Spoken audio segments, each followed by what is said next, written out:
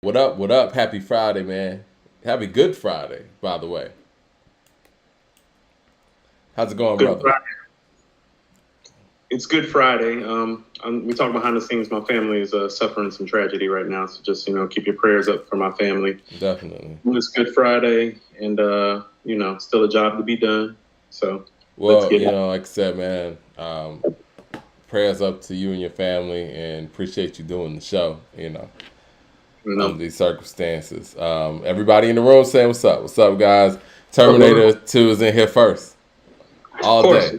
So yo, we got Jar from Rap Roundtable coming in the next maybe 15, 30 minutes or so. We're gonna hash out a few things. But there's a couple of projects that we didn't get to because nothing really, I don't want to say staggering, dropped today unless we missed it. You know what I mean? Let us know. People in the chat are saying prayers up, Coop. Um, but yeah, unless we missed it, let us know. But y'all have been telling us for at least a month to check out this Onyx 1993 project. Yeah. Um, I listened to it. I was kind of confused, hmm and y'all correct me if I'm wrong. I thought that all these songs were new records that sounded like songs from '93, and if that's the case, they did an incredible job of executing on that, as far as I'm concerned. Like the production of that, it's literally sounded like something from 1993 because you were telling me like these were rehashes of old songs, and I was like, I don't remember these songs. At least on the production end, it sounded like they were new old songs, if that makes any sense. Somebody in the Yeah. chat, correct us if we're wrong. Well, I guess okay. So what it seems like too, and sorry because unfortunately, I got to hear the other album we reviewed in like what I would call like one straight up and down listen, and then a second sparse listen. Both of my listens to the Onyx were kind of like broken up, Mm-hmm. but it appears to me because we were talking about it behind the scenes.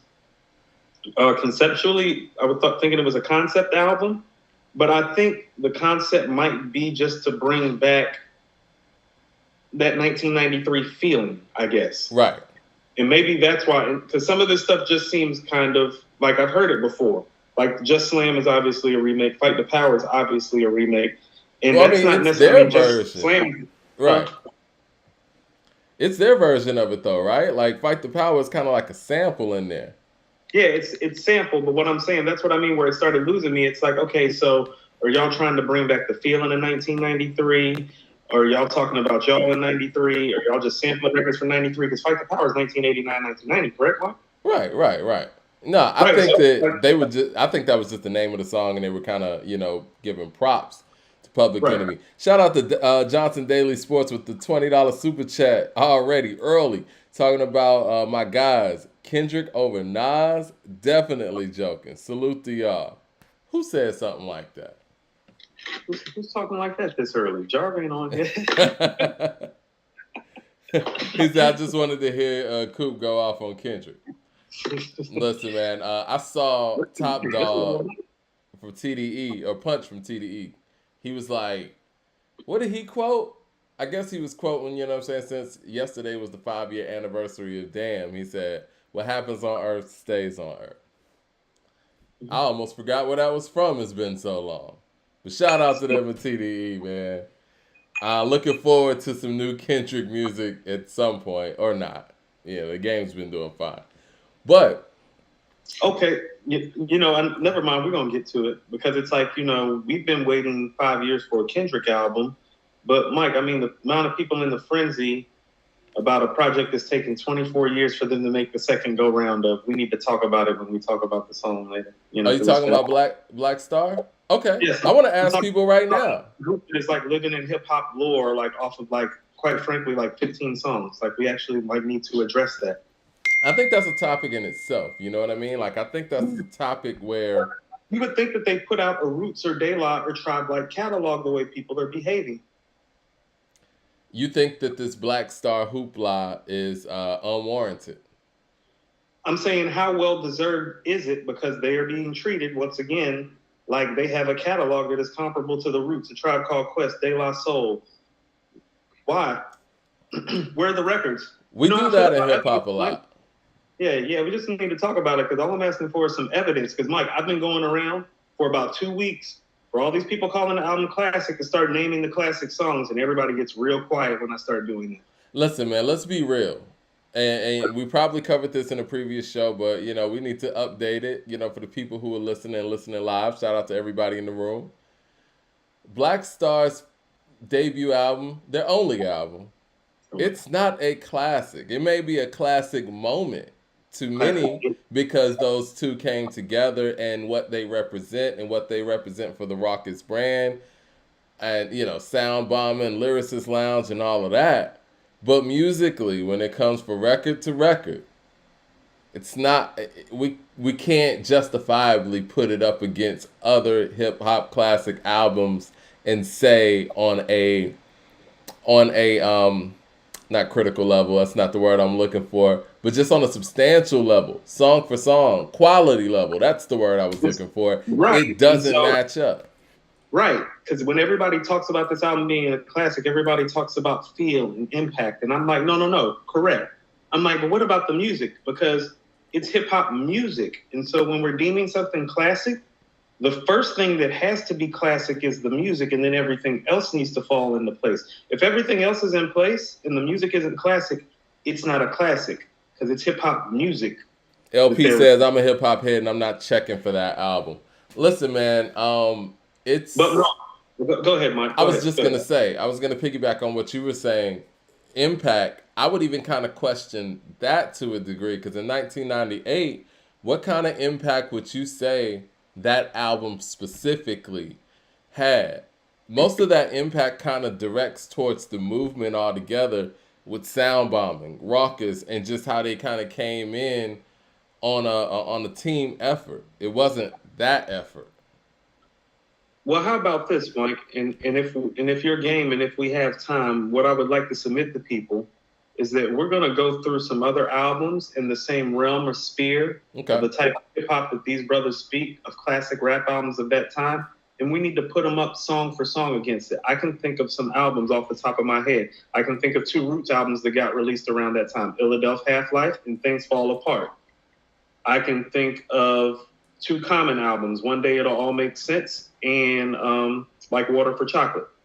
I can think of De La Soul, Stakes is High as well, Mike. So we can just I got 3. Listen, I got 3 De La albums better than that, in my personal opinion. No, Mike.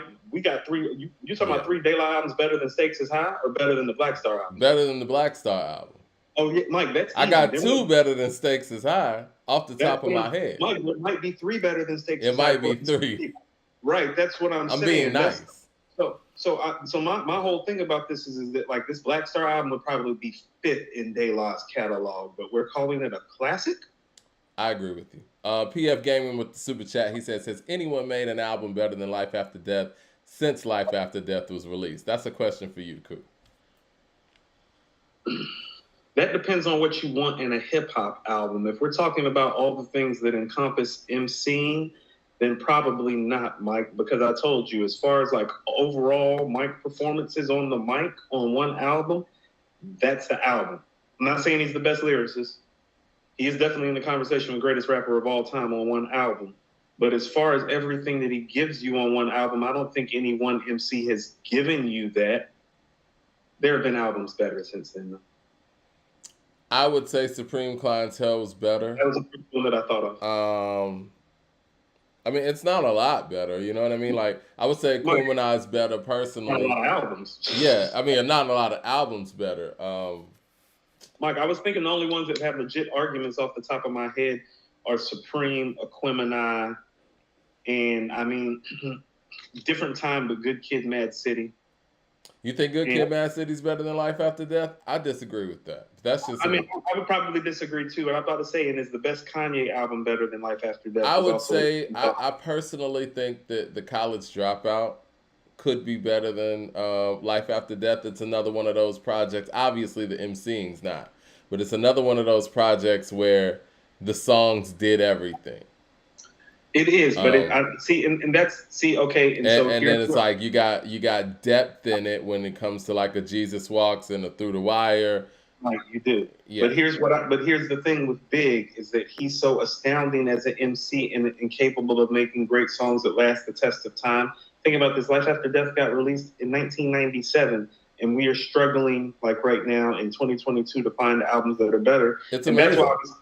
That's why I was telling you when I was making that list of greatest 50 albums of all time, it just kept on moving up and up and up because every time I kept thinking about it, it's like, well, what's really better than it? Everything that's better than it is like all time great, like iconic, like stamped, like Illmatic. Terminator 2 brought up one that I was going to bring up, and that's B. Possibly. You know, I honestly think, and it's as great as I think B is, and I think B is one of the greatest albums of its era. I kind of think that College Dropout is better. Obviously, Common's the superior MC. Again, College Dropout is just such a moment.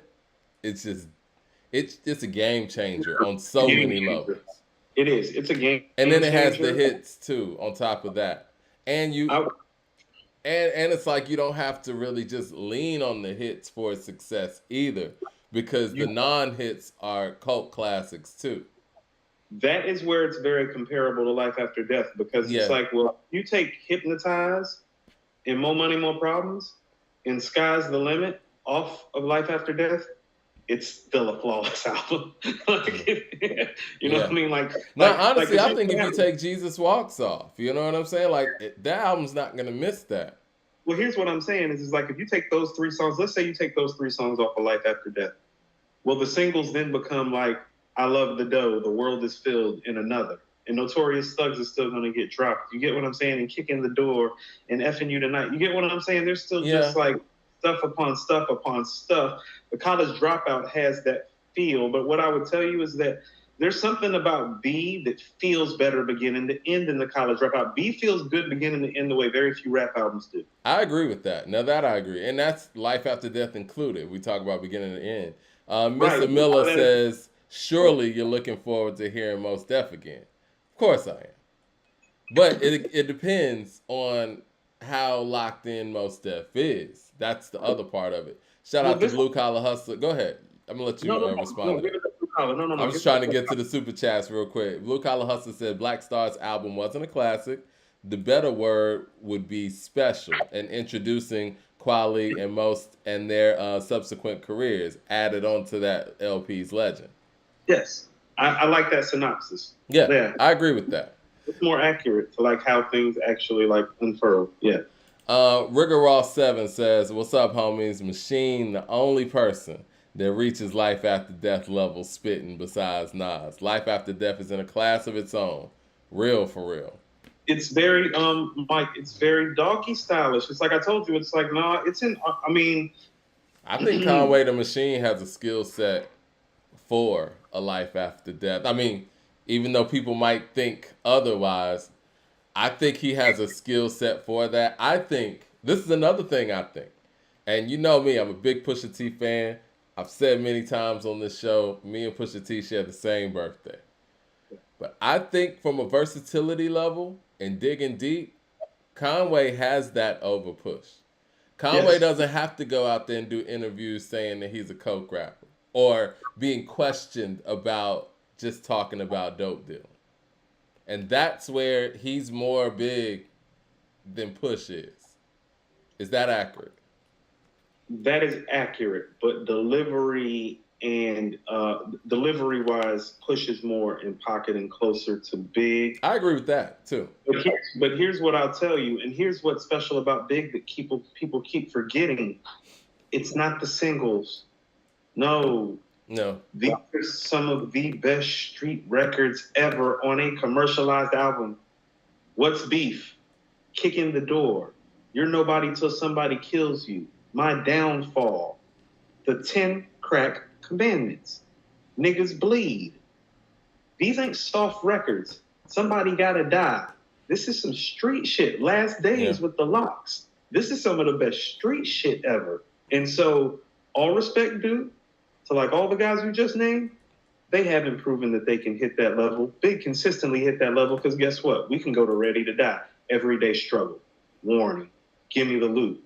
things done changed. No. This guy excels at the grimy records better than anybody ever did. He made the grimy records fly. You're Nobody Till Somebody Kills You is a nasty record, Mike. It's not supposed to sound that cool. Mm. Not supposed to sound that cool. I want to take a quick commercial break, though. I want to say, if you don't have the yearbook, go out there and get it. If you do have the yearbook, we definitely appreciate it. What I was going to do before we get too deep in this, I want to go ahead and just put a link to the yearbook in the chat here, and we'll pin that to the top or whatnot.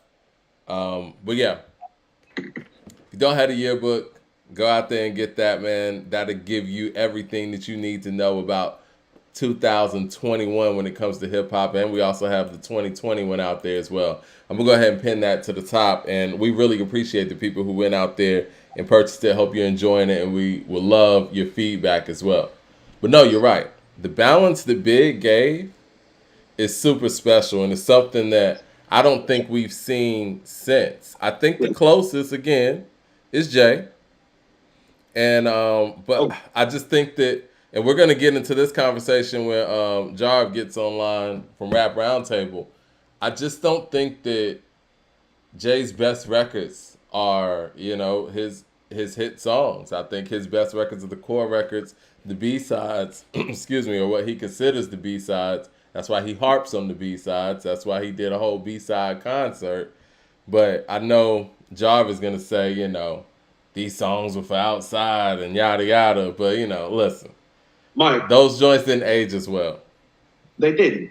I'm going to ask you a very valid question right now, and this might be a more appropriate way to frame Life After Death. Do you think that It Takes a Nation of Millions to Hold Us Back and Enter the Wu-Tang are better than Life After Death?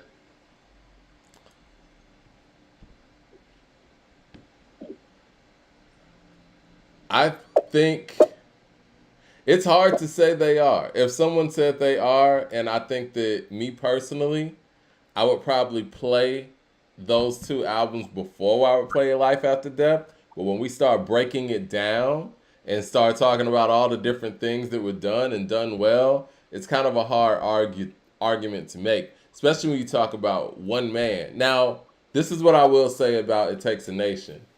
And you could say some of this about Into the 36. Those songs on It Takes a Nation are monstrous. Like, all-time monstrous records. Like, Black Steel and the Hour of Chaos. Yes. No, shits is crazy. You know what I'm saying? Like, Rebel Without a Pause.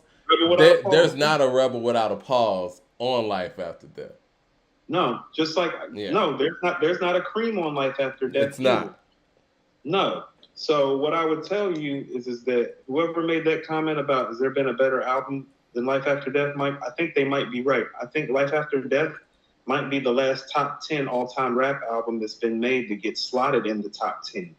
Because I don't think you can put B or Supreme Clientele in the top 10. Because look at it. I mean, you're not counting the Kumina because it's a group, or? I don't know. I already got a Kumina in there ahead, so we would go. But even with that, that's 1 year after, so it's like similar time frame. So if we say like in the 2000s on, is there an album better than Life After Death? I don't think so, Mike, because Illmatic, Aquemini, Purple Tape, It Takes a Nation, Paid in Full, Doggy Style. Where are we at? Yeah. How many albums is that? 1, 2, 3, 4, 5, 6. That's 7 right there, Mike. So if you were to go Enter the Wu-Tang at 8, Life After Death at 9, yeah, Mike. Shout out to Marquez with the super chat. He says people forget that Big also had Big Papa remix and One More Chance remix. I tell you, this dude was nice. Oh, Mike, is the Low End Theory better than Life After Death? The way Life After Death was constructed, I think. Let me say this. I think it is, but the way that Life After Death was constructed, it makes it hard for you to even make those arguments. You would have to just go out straight on impact. But everything but like you said, and I think you framed this perfectly before, the mic performance the Big put on this album, that right there is tough all time to beat. It is. Because everything he did was so. Because after he finished it, Jarvis said he would be good in 10 minutes.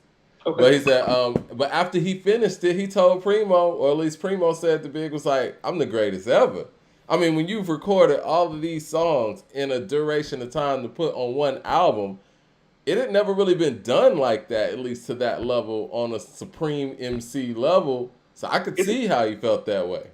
It hasn't been done since. I was going to say that too. And so, yeah, it's a top, and this is what I'm saying. Well, that makes it better than Ready to Die and Reasonable Doubt. And that's why it's a top 10 rap album, because that's the thing that I always struggled with Life After Death. It wasn't these other albums. It was like, well, damn, that would be saying that it's better than Ready to Die and Reasonable Doubt. Well, is it better than Illmatic then? Because it does so many things. It's not, but it's but not. You see what I'm saying? That's the same thing I feel like when you ask about the low-end theory. Well, here's the thing. The best 9 songs on Life After Death, line them up against the 9 songs on Illmatic. And it's like, well, it's going to be hard for him to win that on some of those. Yeah. On some of those. And also, too, production-wise, as astounding as it seems, there's something so perfectly nostalgic about Illmatic. And I'm not saying that as a Nas fan. I'm saying that as a hip-hop fan. Mike, it's the timeless themes of it. It ages incredibly. It's the timeless things, Mike. New York State of Mind. Life's a bitch. The world is yours. Memory lane. Represent. It ain't hard to tell. These are timeless themes. Yeah. So it's hard to beat timeless themes when the guy's rapping his ass off over a dope beat. The production's timeless too. With the exception of One Time for Your Mind, right? But that's the one-time capsule that I think is on the album. Shout out to Blue Collar Hustle. He says, I think Good Kid, Mad City can go toe-to-toe with Life After Death. I think the Truest says Life After Death over Illmatic. Go ahead. First of all, the Truest is the worst troll on here. He's worse than Boy and Uncle. He doesn't even. I want everybody on the chat to get it. The Truest, because he seems to think that Nas isn't a good lyricist at all, and he keeps spelling Nas like the way it's spelled on his album cover, because he says that's what all the Nas stands do. And I've already let the Truest know I don't respect his opinion anymore. Nas is a good lyricist, and I'm going to make it a point to go in on him at every single turn. Have a good one, brother. Let's get back to what we were doing. Good Kid, Mad City. Good Kid, Mad City. No, Mike. It's more in that My Beautiful Dark Twisted Fantasy realm. That's what I mean. It's more in that B Supreme Clientele realm. It's more in that like Water for Chocolate, Things Fall Apart. You know, it's more that kind of classic. That's why I'm saying Big did some top 10 stuff. Because think about this. Good Kid, Mad City's not better than Reasonable Doubt or Ready to Die. And those aren't top 10 albums. I agree with that. Rigorol says, exactly. What was Big's mic? It was Big's mic performance. It's still absurd and unmatched. Imagine if he were alive to promote it and make remixes. It would be over. You know, I never thought about that, Rigorol, because he was huge on remixes. Imagine if he were alive. He got sicker on remixes. It's like the more time you gave him, the sicker he got. What songs do you think would have actually, had remixes? The 10 Crack Commandments would have had guest verses, and he would have done a new verse. What do y'all think would have had a remix on Life After Death? Shout out to Mr. Pragmatic with the 1999 super chat here. He says, according to hip hop, is my modern day Source magazine. We really appreciate that, man. That's high praise.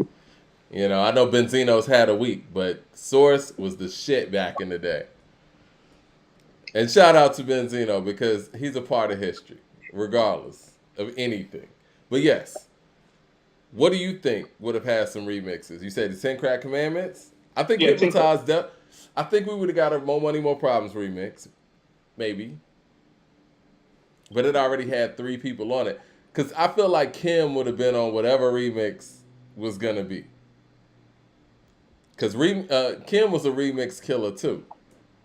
It's so funny. Like, you don't know where he was taking it next. Because he did so much on Life After Death. Like, who's to say he would have even remixed it like that? And because the Locks was sitting right there, Black Rob was sitting right there, Mace was sitting right there, Kim was sitting right there. Who's to say he just wouldn't have jumped in to helping them knock all their shit out? You know what I'm saying? Because he was that type of dude too. That's why they all loved him so much. Like, he was the type of guy that, you know what I'm saying? Let me get Jarv in the building, man. Let me make sure. Hopefully it doesn't cut you out when I try to add him. Hold on. You got to give him 5 more minutes, though. Why's that? Because he said he needed 10 minutes. That was at 5:04. Oh, no, he just hit me. Oh, okay. He said he's good. Okay. Yeah, he said he's ready. Let me see. I'm going to see if I can add him on real quick. Oh no, that'd be adding to a group. Let me try this. Hopefully it doesn't cut you out. Coop, you still there? Damn, I cut Coop out. Well, I did that wrong. Hold on 1 second, guys. Boom. Let me get these guys on. And let me get this started.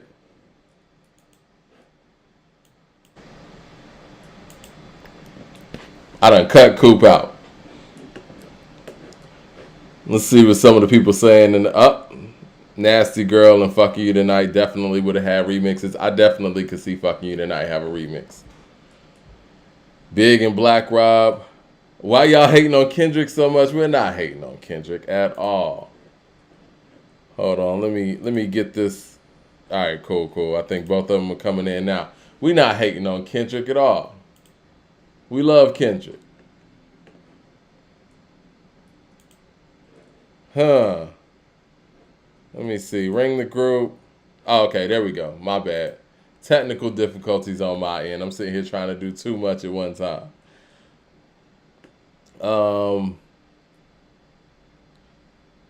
Y'all got Ready to Die over Life After Death? Reasonable Doubt nor The Blueprint is top 10 album of mine. Listen, we're going to get into that. Who all we got here? Is that Coop? Coop's that you? Okay, well, Yeah. let me see if he should be coming in. Cool, Jar. What up? Yeah. Is he here? No, I don't see him yet. Let me see.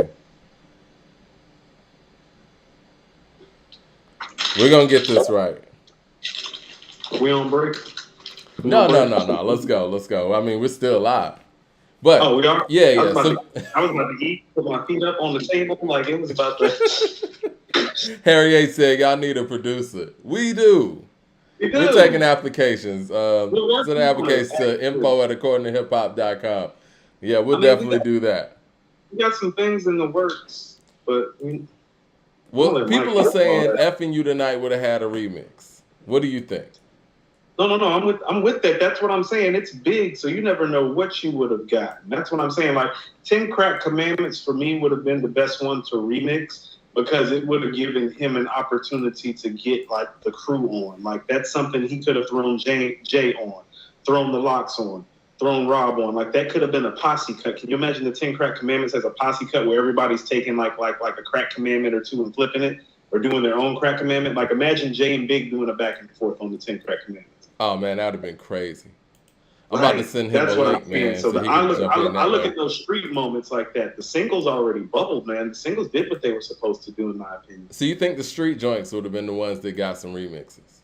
They were more easy to remix. Like imagine a What's Beef remix. You know what I'm saying? What if he was able to get Nas for a What's Beef remix? Like with all the Pac stuff still simmering. You know what I'm saying? Going back to Cali remix, I'm seeing.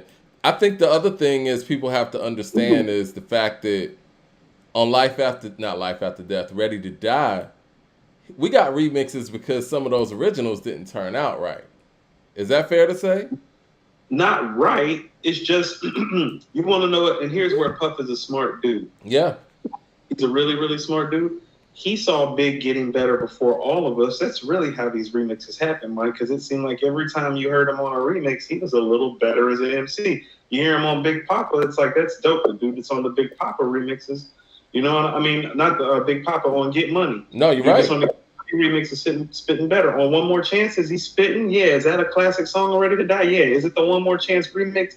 Hell no. That's the thing about the One More Chance remix. Obviously, the beat and the production is an upgrade, but he is so much better. And like you said, I think that Puff was recognizing how quickly he was getting better. And he was like, man, we're going back in the studio. We got to remix this. We can do this over and do this better because this guy's better. Yeah. Marquez Davis with the super chat says Big's only competition would have been Big Pun and Nas. Now imagine Big Pun and Biggie going at it on a song together. I always hear that when people talk about Pun, and I think Pun was super nice. He had the flow. That would have been an interesting song with Big and Pun because Pun would have been flowing where Big could just slow it down and just do everything else. So can I say this? It's like I kind of knew who Big L was as an MC before he passed. You know, I kind of knew who L was as an MC. I feel like we still didn't really get to know Pun all the way as the MC, and that's the sad part. Yeah. I know he had 2 albums too, like Big did, but it didn't feel like he got to reveal himself like really to us fully. And I don't know if it was because of health issues or just life or whatever, but yeah, Baby wasn't an appropriate swan song, especially for how good Capital Punishment was. And I think it's hurt some of the viewing of him. And so it would have been interesting to see. Mike, I just thought, what do you think? LL Cool J on the Going Back to Cali remix? That would have been cool. Yeah, Yes. I could see that. Well, think about it. Puff used to manage L around that time. That's how L ended up on the Flavor in Your Ear remix. Yeah, I could see that. Right. They've already been on the track together. They're on the Flavor in Your Ear remix together. They recorded that video together. We probably would have got a Hypnotized remix too. Even though I'm not a big fan of that song. You want to know who would have been good for that? And this is what I mean about missed opportunities. Slick Rick. Yeah. Definitely Slick Rick. Yeah. Hypnotized. Looks like we got Jar. We got Jarv here? Mm-hmm. All right, cool. Yeah. Let's see. Let me get our screens and stuff right. Because like they said, we need a producer. Jarv, you there? Yeah, can you hear me? Let's see. I can hear you. I can hear you. How are you? Good, how you feeling? Now, what the hell was that? To have day fun today.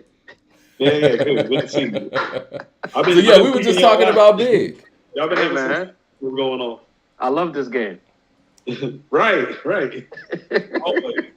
Always. All right, so we were just talking about Big, man, and somebody in the chat was asking if there's been an album better than Life After Death since Life After Death's been released.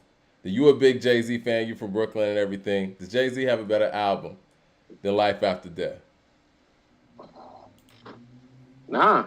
Life After Death, those are one of those pillar albums for the city. You can't, for you to top that as a New Yorker, you gotta put out, we talked about it on the roundtable, the volume, double album, that many tracks, so many good tracks over a double disc. It's real difficult to surpass that. Like if Life After Death was maybe like 1 CD, maybe we could start talking about different albums that have dropped.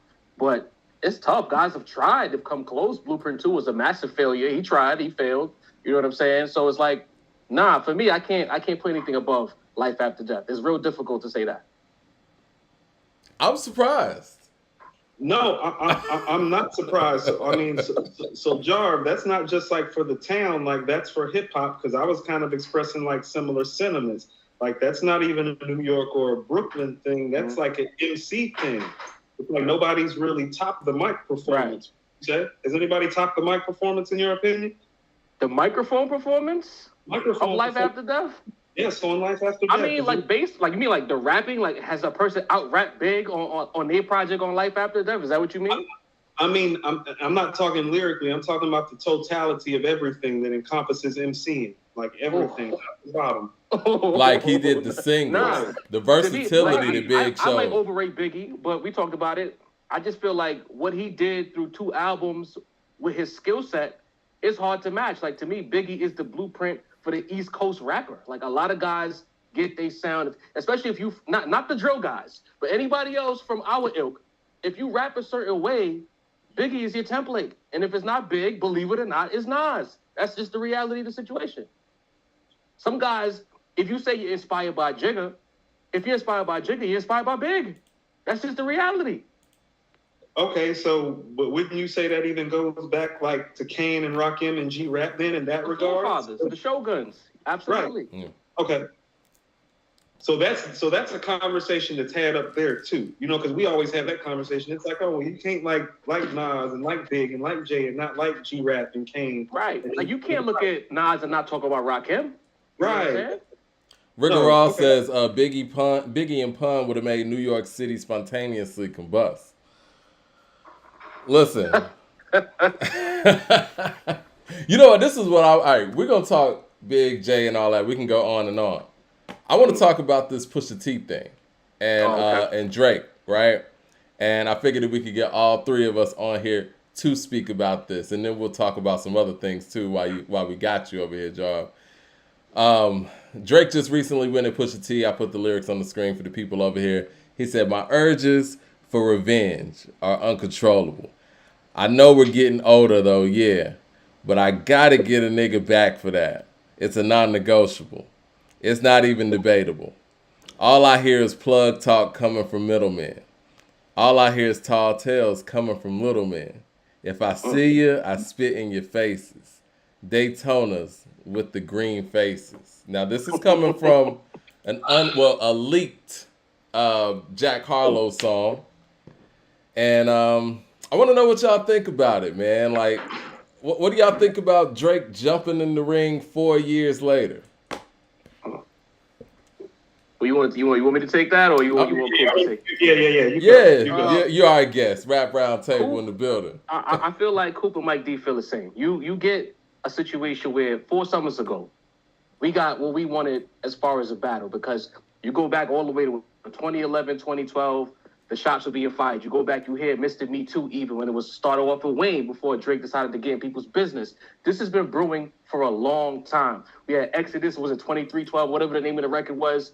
Drake throwing his little shot. Drake is sassy. We know that. Pusha T been basically Pubba Langing the Young Money movement, begging them to get into the ring. They wouldn't do it. Then Drake gets into the ring, and it's like, oh, okay. You know, all right, Aubrey, we gonna see. The Adidon drops. And now we're excited because Drake showed us with Meek Mill, even with Common. He has bars. He's prepared to fight. He might not win the fight. He beat Common. He beat Meek. But Pusha T is a level up. I thought we would get the bars. Jay Prince gets involved, it disappears. Then we get Pusha T trying to do features. They get blocked. We hear the shots from Drake. Pusha T tries to do other features. They get blocked. So now all of a sudden... That's what I didn't like. It's a lot I didn't like in there, but go ahead. I'm sorry. Now we rolling out. This new Pusha album is on the way. Pusha's doing the media run. He's not mentioning Aubrey. All of a sudden we get bars. Where's Jay Prince? Don't get me wrong. The bars are fire. Drake did what he needed to do. The problem is, as a rap fan who loves the sport, it's 4 years too late. We don't want to hear it, Aubrey. It's okay that you got off. You gave us a 30-piece, but it's 4 years too late. Hold on. So it kind of feels like Mayweather Pacquiao to me. That was my sentiment. It's like, well, do I want to see it? It's like kind of, but it's like, am I excited? Well, it's like, hell no, because the smoke should have been blown 4 years ago. Exactly. And so, like, and here's the thing about it. Since the smoke got blown, Drake's career hasn't been the same in terms of quality of music. And it's like, I'm a Push fan, but I have to look at it objectively. Well, it's like, well, what is his career? What has Drake's career been like since this smoke came up? Right. And then you talk up talking about revenge. But I'm going to tell you what my insightful thought is, guys. You know how these industry rap circles work. Mike and I have been talking, Jarv, about how we don't like how this pub run has been going. Because, like, for somebody that remembers Hell Hath No Fury, they didn't show up until the album dropped. Like, we got Album of the Year. Right. When Daytona dropped, it wasn't until you dropped, it's like, I got Album of the Year. It's been Album of the Year talking around this for about 4 months. And maybe people in the industry have heard the album, including Drake, and he's like, oh, this ain't Daytona, open availability to take my shot now. And my biggest problem with it is really Wayne is the one that's supposed to be taking these shots because he's the MC. And he's the one that ducked all this to begin with. I mean, Wayne's pen is questionable, just as questionable as Aubrey's pen. So Wayne don't want that problem. For a long time. So even if it's coming from one or the other, it needs to really be coming from Wayne as a lyricist if we're talking about the level. Because you're right, and this is no disrespect to Common. Common's just not vicious like Push is, even if he's as lyrically inclined. So this is a level up for Drake than dealing with Common. Like it's funny. Like I know we disagree about the Jay and Nas thing, but I echo all your sentiments so far because I agree totally with what you're saying. Well, there's a lot to unpack here. A whole lot to unpack because there was some great points on both sides. I'm gonna go to the super chat real quick, and then I'm gonna say what I gotta say. Kay says, "Can y'all dissect the Nas and Big relationship more? I heard that they kicked it a lot back in the day. Coming up, KD3 Big record on the way. KD2 Death Row East. Well, yeah, we'll talk about that for a second. Look, maybe this is the thing. Kind of listen to what both of y'all are saying and just observing the whole situation. it does kind of come off possibly WWE-ish, where Push is doing so much press and media. All of them have said that they've heard the album. So the album's done. What are we waiting on? So now we need something to pump this up, possibly? Is that what this is? The music, if you ask me, Pusha, outside of Hove, like Pusha is the guy. Like when Hove retired, like Pusha took his spot. And if you asking me song for song, so far, I'm not overly like impressed. Yeah. Great. Like I don't think Diet Coke is super fire. Like it's documented. I think it's okay. Hear Me Clearly might not even be on his album. Yeah. Neck and Wrist is, as much as we like Neck and Wrist at the Rap Roundtable for different purposes outside of rap, we talking about going to a bar or a little spot and chilling. That's a song you might want to hear. But if we're talking about Daytona quality rap, the 3 songs you've heard so far, this ain't that. I think one of the things that helped Daytona a lot too is the fact that we got them all at once. Yes. And if they would have thrown us all 12 of these songs at once, I think we might feel a little different depending on what the other 10 sound like. But these 2 lingering out here this long and we're sitting here waiting on the other 10, right? It's not a good look. Not a good look. Don't both of you feel like that there needs to be a level up from the next 10 songs that we hear in order for this to even be album of the year consideration? Like it needs to be a level up from what we've just heard. And I'm not like saying that like even on no shot at Jay. I'm just talking about overall musically, because it's like when I think of Daytona, like think about the first 3 records. If you know, you know, The Games We Play, Hard Piano. Yeah. You know what I'm saying?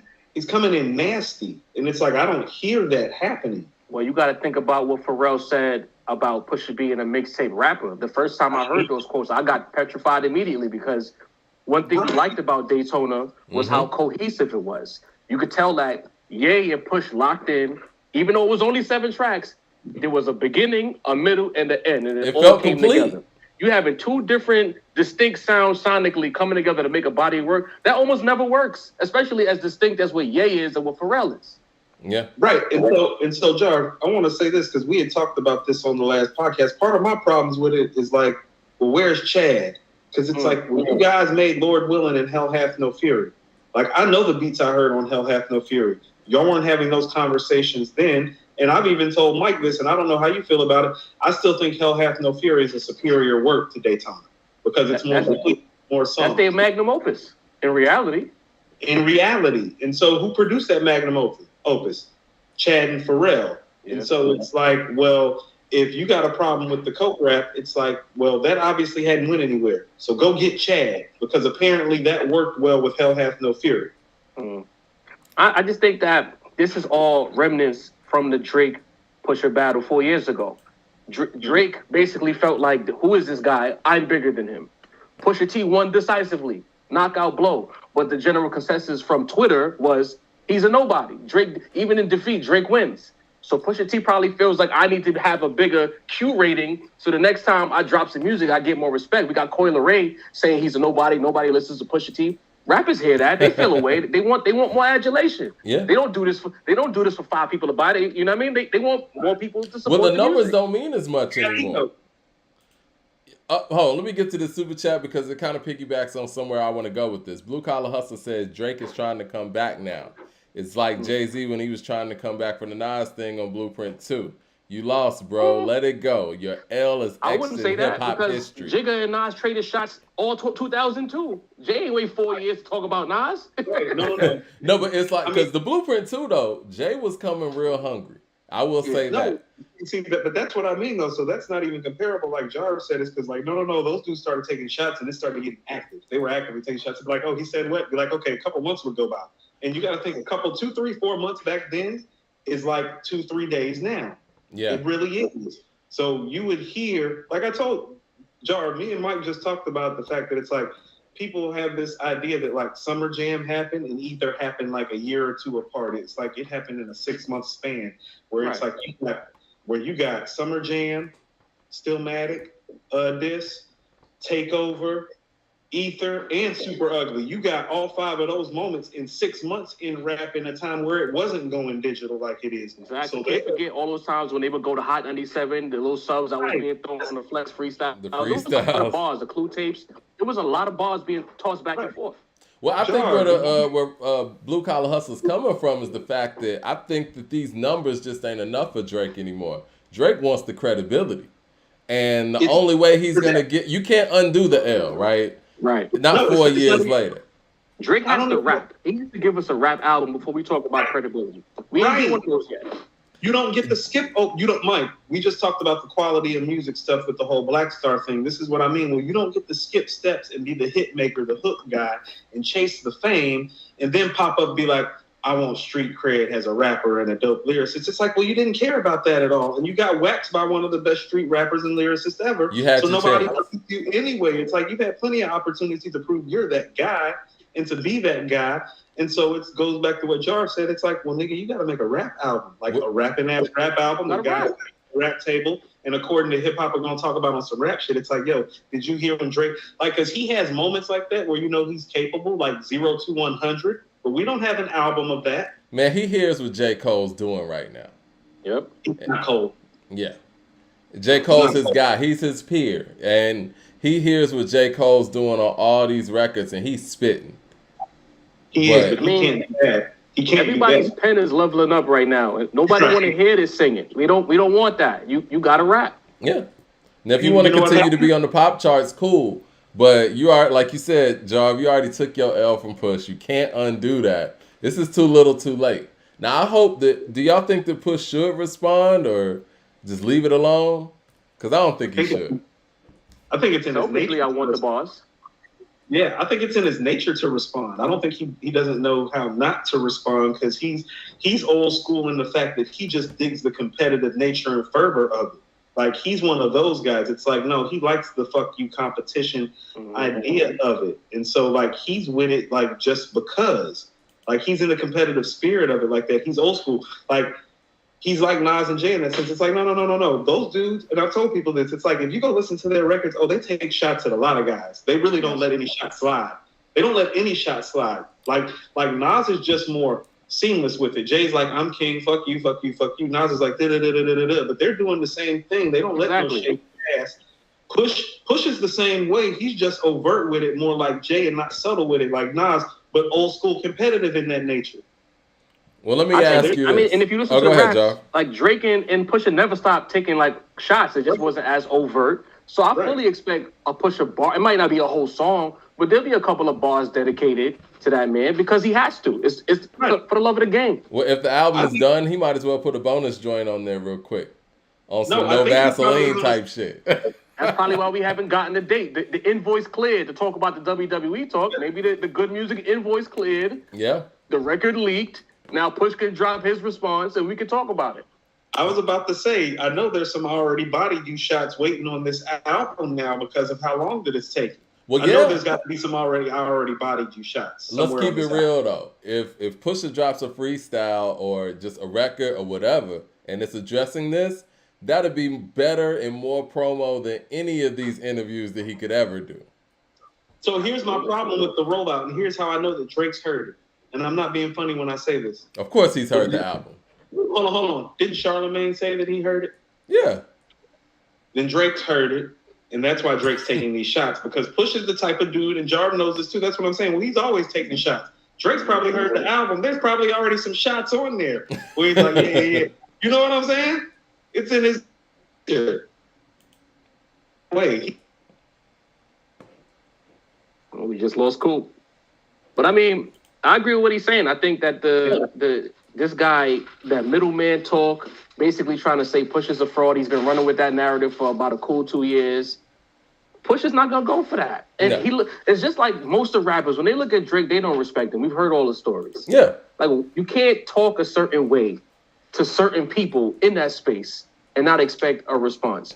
And if like you said, if Charlamagne heard the album, if the people like Ebro heard the album, if Drake and Kanye have kissed and made up, of course Aubrey heard the album. So we know this is all a work. It's a work. We know it. And this is Drake's way back into the rap credibility side of things too. But I just don't think this is going to work out well for him in that sense. No, And because the thing about it is, Pusha is what was comfortable considered where great he rapping is. by Drake, everybody's nicer now. So it's going to be tough. The thing is with Pusha, he's comfortable where he is in the rap world, right? Drake is who he is in the pop world, but he's not comfortable with how he's thought of in the rap world. And at this point, like you said, everybody got bars, so it's too late to change any of that. Well, you want to know what happened?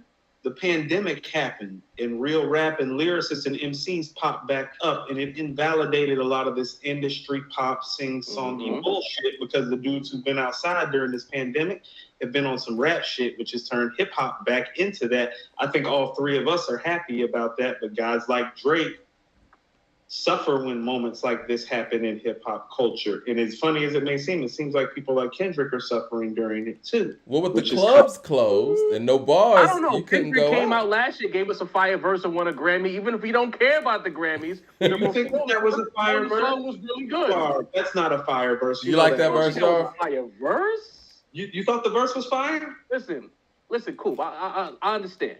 When you say a fire verse, I feel like you value the verbiage more so than the breathing, the flow, the voice control, etc. From watching this show, I feel like you value lyrics more than everything else. When it comes to Kendrick, I'm guilty of saying this. Be clear. I don't have a Kendrick quotable. I don't think Kendrick is one of the greatest lyricists of all time. I think his strength is his voice, his flow, his pocket work. I think he abuses beats with the pocket work. But bar for bar, there's more to be desired. I think what he did with the flow alongside his cousin was very impressive to me. Okay. So if you want to talk flow, first of all, you're absolutely right. I'm more focused on verbiage and lyrics, and then I start breaking everything down. Like we were talking about Pun. One of the reasons that I love Pun is because I think he's the best guy next to Cool G Rap at compounding high-level multi-syllabic words and holding your breath while doing it. Like, that's what I mean, where it's like we really didn't get to hear what Pun could do because I thought next to G Rap, he was best at that. You know what? Including Lupe, because Lupe is really dope at that too. So you're right. I look at things like breath control and cadence and stuff like that after I hear your verbiage and lyrics. You're right. You know what? I'm kind of more into, I know this is going to sound stupid, but I'm into if it sounds good first, and then I'm going to delve into the lyrics. And for me, and I fuck with Kendrick. That verse didn't sound good, man. It just sounded like a bunch of yeah. It was like some Eminem shit.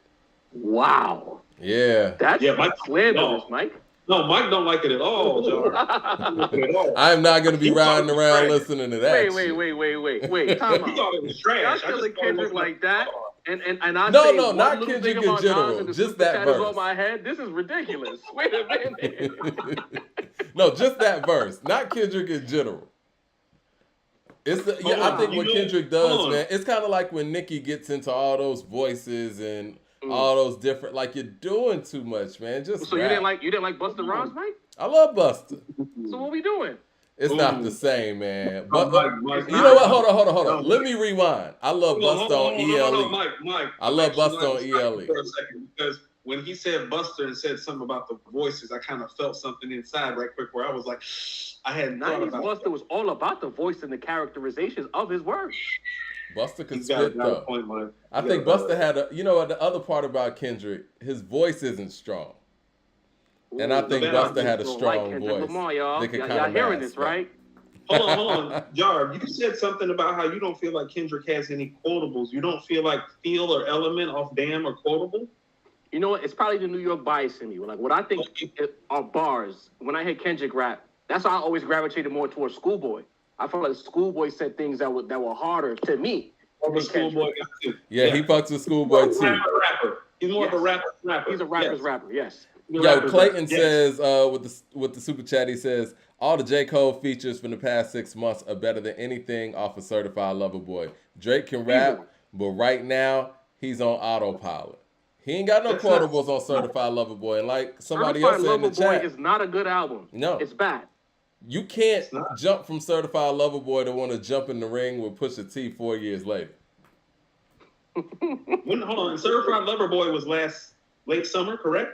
Early fall? Something like that. I don't even remember, man. Well, this is what I mean. It's like so it's like 8 months later, you want to be a battle rapper with street cred. It's like you just released an album called Certified Lover Boy. What are we doing? Because nobody's talking about Drake, so he got to insert in the conversation somehow. We talking about Benny, we talking about Freddie, we talking about Cole, we talking about actual rappers here. Yeah. Aubrey feels even his man Jack Harlow getting some rap love. The girls love him some Harlow. Is on the cover of Rolling Stone right now. Isn't it? Go. The cover of Rolling Stone. I walked by Harlow. You know what I mean? I was literally in the grocery store with my daughter yesterday, and I walked by. I was like, "Is that Jack Harlow on the cover of Rolling Stone?" I was like, "What the fuck did he do next?" All right. All right.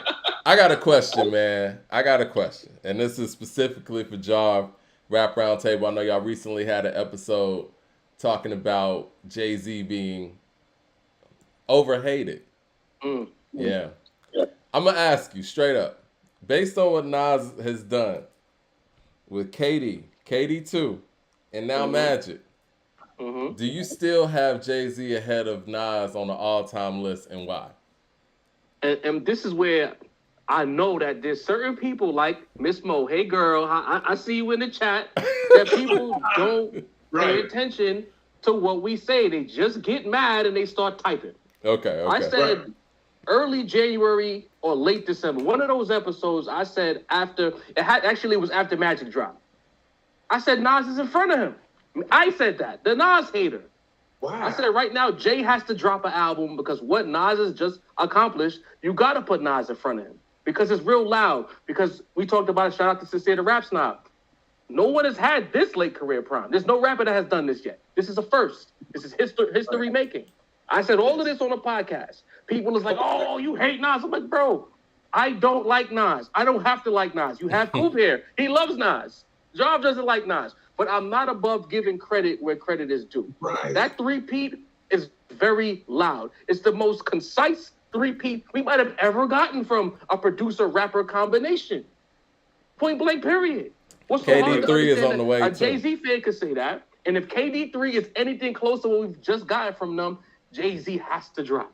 Doing something with this guy, Jay Electronica, although it's a solid performance, it's not enough. You got to give 444. Again, let me give you another Job quotable.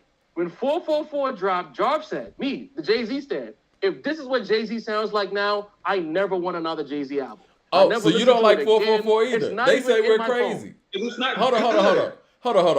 Stop. I didn't know you didn't like 444 either. Me and Coop feel the same way about it, and people say we're crazy. And I love Jay. Hold on. Let's step back and have let's talk about it. Because I tell people all the time, because I get some of what you get. People are like, well, you hate Jay. I'm like, how do I hate Jay when I tell people every time, objectively, I have him number 2.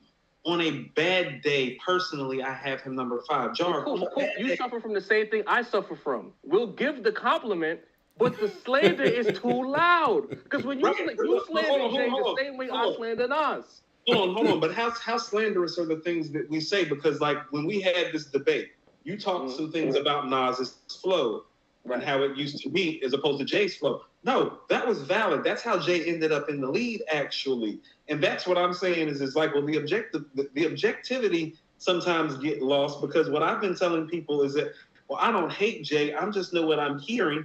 I'm telling you, not as a Nas fan, as a hip hop fan, just like you just said, no rapper's ever done this late. And because of Magic, Jay can't drop something like KD1 because of Magic. It has to be something KD2 or Magic comparable.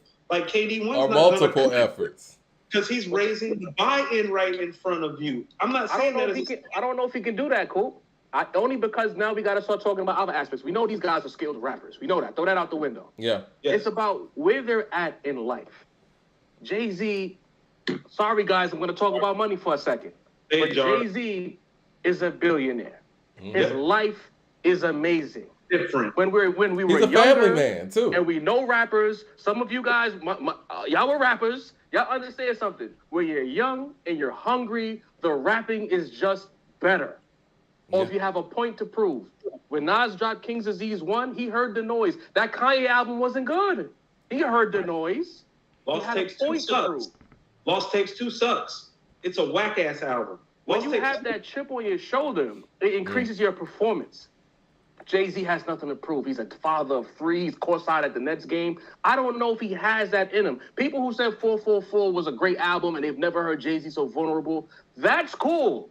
But the flow was not good. The beat selection was not good. No disrespect, no ID. Nothing about that album was good. I feel the exact same way. I feel like the talk about beat, subject matter and how it spoke to me. Yeah. Whatever he was talking about on the album, I was already there. My credit's fine. I'm a homeowner. I'm good. I don't need Jay-Z for that. Jay-Z's my superhero. I want coke rap. I want to go outside and hear my superhero rapper talk about cocaine and being rich, because I'm not rich. You know what I'm saying? Hold on, Jordan House said something real quick. He says, the other day, Coop said, if you ain't have Primo on your album, hold on. Super Chat's going super fast. All right, Primo on your album credits, it would make your pen look questionable. Because I think Busta had no Primo on his work to recently. How lyrically skilled has he been underrated? How has his lyrical skill been underrated? We'll get to that in a second. It's about being taken seriously. That's, again, when we have these conversations in 2022, we got to go back to the 90s. Yeah. Army fatigues, Timberlands, hoodies, Fat Goose Jack. Hoodies. You see what Busta Rhymes is doing? He was no disrespect, Bus. He was on the nerd side of things. Leaders of the new school whatever nerd rap became. They were the forefathers of that. Jar, most people don't even remember LONS and Charlie Brown. They don't even know about Busta's early origins. They know Woo-Ha Buster. They think Busta popped up doing remixes like some people don't even know LONS. Right. Well, Busta was working with Dilla in ways that maybe he should have been working with Premier. Because honestly, man, like here in Atlanta, people rocked with Busta because he didn't have like a traditional New York sound.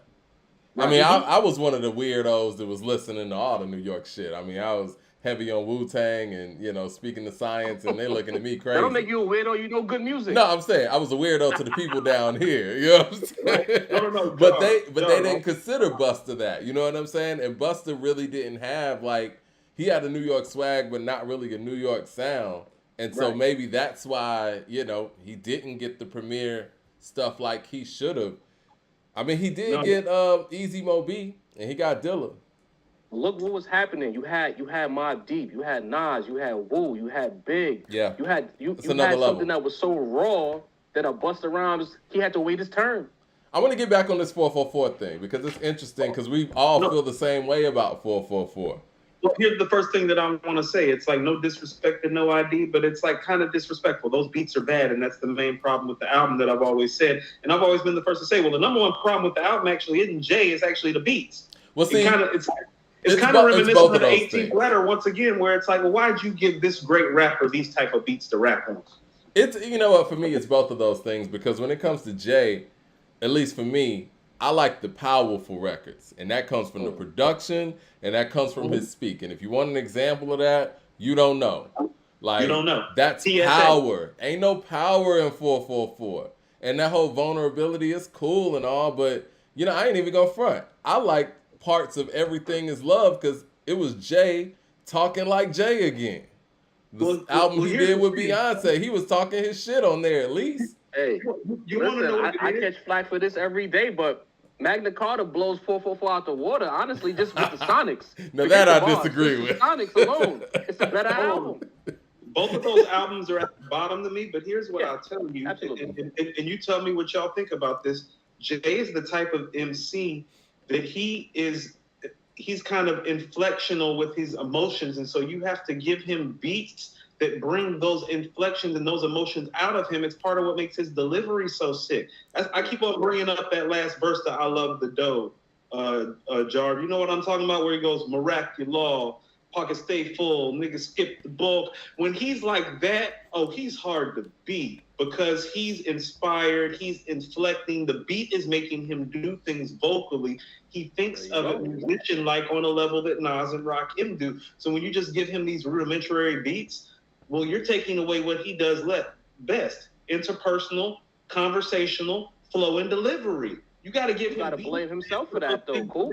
He took it away from himself. There's no song on 444 that even sounds like Oceans. Oceans was a huge record. See, Soundscapes on Oceans are humongous. You put it on big speakers, it's loud. No, but real talk, you You want to know what I hear when I hear Nas with Hit Boy, and this is what I mean about it. When I hear Nas rapping, when I heard King's Disease, I was like, no, Hit Boy told that nigga that he was going to sound good on that beat. He didn't believe it. 27 Summers, Spicy, Blue Benz. Nas ain't picking those beats. Spicy is when I knew this was something different. That was a song. I was like, what? Let's go on this. Jar, I got a cousin that works in Hollywood. He was here in Georgia because me and his mom used to live together. That's my aunt. He was home when Spicy dropped. When I walked in the house one day, he was at my crib. He rolled in the house. He's like, "Cuz, did Nas just make a banger?" I said, "He made a banger." We were running up the hallway, high-fiving each other, like, "What the hell is going on?" Then you look at the features, like to even consider a 504 and an ASAP Ferg. That's something he was not doing 2-3 years prior. Boy, that's what I'm saying. And so I think we got to give his daughter some credit too. I think that's some destiny in there too. Yeah, he got a daughter that is in, you know what I'm saying, a hip hop fan of that generation, and I think that kind of weighs in too. I'm talking about Jar's point about Jay being somewhere because of the money and because of the business affiliations, though. Like Jar, I've been saying on our show, what Jay actually needs right now is to go hang out with Nas. Jay was saying Nas needed to hang out with him when he signed in the Def Jam. He needs to be hanging out with Nas right now because Nas got Hit Boy and his daughter and people on the pulse of shit. And that's what Jay needs. He needs to be inspired again. You know what Jay is getting inspired by? What he's been doing. You see who's next to Jay? Them Griselda boys. Yeah. Keep hanging around with them. Yeah. No. Just get some kind of youthfulness around you. Get away from those rich white people you around. Go hang out with some hungry rappers again. No, I see the hold on, Jar. I see the photos with Westside Benny and Conway, but I don't hear the records, and that troubles me because that makes me think that you're not comfortable enough jumping on the records with those guys, which means you damn sure don't want to spar with Nas right now. You don't want to spar with Conway right now. Then you know what I think is inspiring Jay right now? Removed from the space, you can't go on there and embarrass yourself. You see what these boys over there doing? So that's my thing. So enough of talking about the paintings on the wall that are worth more than everybody's mansion, and start having brunch on Sunday with Hit Boy and them again. You feel what I'm saying? Listen, that's all I'm saying. Hold on. You want Jay to talk like that. You want Jay to talk that talk. Now you saying you don't want that talk? What you want? I don't understand. No. I love the talk. You know, Jay, real talk. Remember when Jay is like, i.e., I'm the Rob Report. I taught you niggas how to floss. That's real shit. Jay taught me shit that I did not know until I had real money. I was like, that's that shit Jay was talking about in '97. Well, the problem is, he's not talking to us anymore. He's when he says, I have your mention on my wall, he's talking to specific rappers. So listen to what I'm saying with this. I understand the level that he's talking on. Most people don't understand. He's talking about, so first of all, people have to understand why Jay is so into art. He's into art because he's a hustler. The appreciation value of buying high-priced art and the way it matriculates in value makes the housing market look like a joke. It makes the car market look like you should rent cars for the rest of your life and never buy shit. That's how art matriculates. So I get the ultimate hustle of what he's speaking. Jar, the average nigga don't even understand that. Even though I understand it and I can appreciate, average dude don't understand that. What does that go back to, Coop? What we saying? He's too removed from the space. Right, and that's what I mean about brunch on Sundays, because why I love brunch on Sundays, it's like, when have I ever heard Nas say, it's my favorite day of the week? To make it Sunday to Sunday, that shit is deep. The shit is simple. You know that he got money and that he's huge, but he comes back down to ground level for you. And Jay come back to ground level a little bit. And so what I'm saying is that he's too far out there. He need to come back down just a little bit for the relatability of it, because he's capable. I think he's doing that. And honestly, you know, I love what we're doing in this space. I feel like Jay or somebody in Jay's camp has to be listening to what people are out here saying. I think at this point, those are the things that invigorate him and that inspire him, because nobody else is going to say these things, that he's that removed. I mean, social media is loud. So, you know, even if someone's not telling him, everybody has burners. You know what I'm saying? All these rich people have burners. Yeah. KD don't care anymore. He got caught. But before he got caught, he had a burner. Yeah. You guys are watching. They comment creep. They see what's being said, because you throw out Instagram, Facebook, forget those. Twitter is the streets. Yeah. Twitter will tell you the truth, right? I mean, because even him bringing up that Biggie notion, right? Even him bringing up Biggie on neck and wrist. That's when the conversation has been dead since the 90s. For him to talk about that now lets me know that he's listening to these conversations. And maybe those are the places where he gets inspired, because, again, Magna Carta's uninspired. 444 is uninspired, at least to the level of why we love Jay. I mean, watching that Summer Jam 2001 performance, I'm like, now that's Jay in his element right there. That's Jay with all the vibrato. That is the show of shows. Confidence. He's talking his shit. We haven't seen that in this decade or the decade before this. Well, the problem with that is you just have nothing to prove. Yeah. The last time Jay-Z had something to prove, at least from my outside perspective looking in, was after he dropped Kingdom Come, then he had to run back with American Gangster because your return album was a dud. Mm-hmm. We're not even going to talk about record sales. The music, that's not what we wanted. We didn't want, what was it, Beach Chair, whatever it is. I hate Kingdom Come so much, don't ask me the track list. With the exception of maybe the song Kingdom Come, and I like Show Me What You Got for like a week. After that, it was like, this album isn't good. And what the streets, because he wasn't too far removed back then, the streets was like, this ain't what we want from you. And he came back with American Gangster. That was closer to the genuine article. Yeah. I see the chat saying that we talking like Nas is in the poorhouse. We're not saying that Nas is in the poorhouse. What we're saying is that where Jay-Z is in his career, he's too far removed. Nas, on the other hand, Nas never got the adulation that Jay-Z got. Right. You gotta call it what it is. Yeah. No, And that plays and a I role think in it where helps we are too. right now with him in his career. That Nas is actually a bachelor now too. I think that helps too. Let's talk about hold ain't on. nothing like Bachelor Life to inspire you to do some things. It's different. I'm saying we've talked about this before on this show multiple times. It's like, well, Nas is actually living the life that most of these young guys want to live. Think about it. He's in his late 40s. He's extremely wealthy. He's famous. He's rich. Women love him. He's the guy the young guys want to be. Jay's married with kids, and you barely see him. And when you see him courtside. He's kind of dressed, you know what I'm saying? Like you see, and so the imagery of it has all changed and kind of reversed itself. And here's the crazy thing about it: guess which one of these guys is talking more religiously lately? The guy who's too far removed. Right, the guy who is far removed. So you're getting like this religious talk that, like, if you hear him on the Jay Electronica album, I'm like, this dude is married with kids.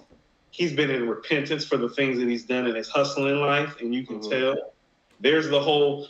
You see pictures of him pop up with Louis Farrakhan's top minister. I can't think of his name offhand, and so there's been a whole shift in it, and it's like, man.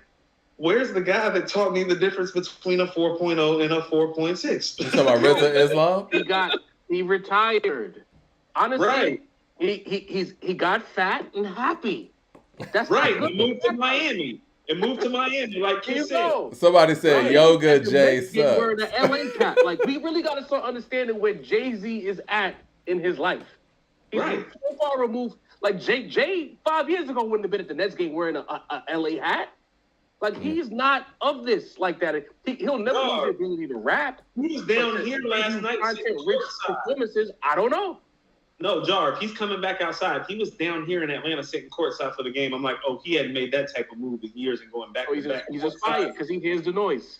Right, he hears the noise. Exactly. He hears y'all talking. He hears us talking. He's like, no, well, let me go sit courtside in Atlanta too, because them niggas in according to hip hop based in Atlanta is talking.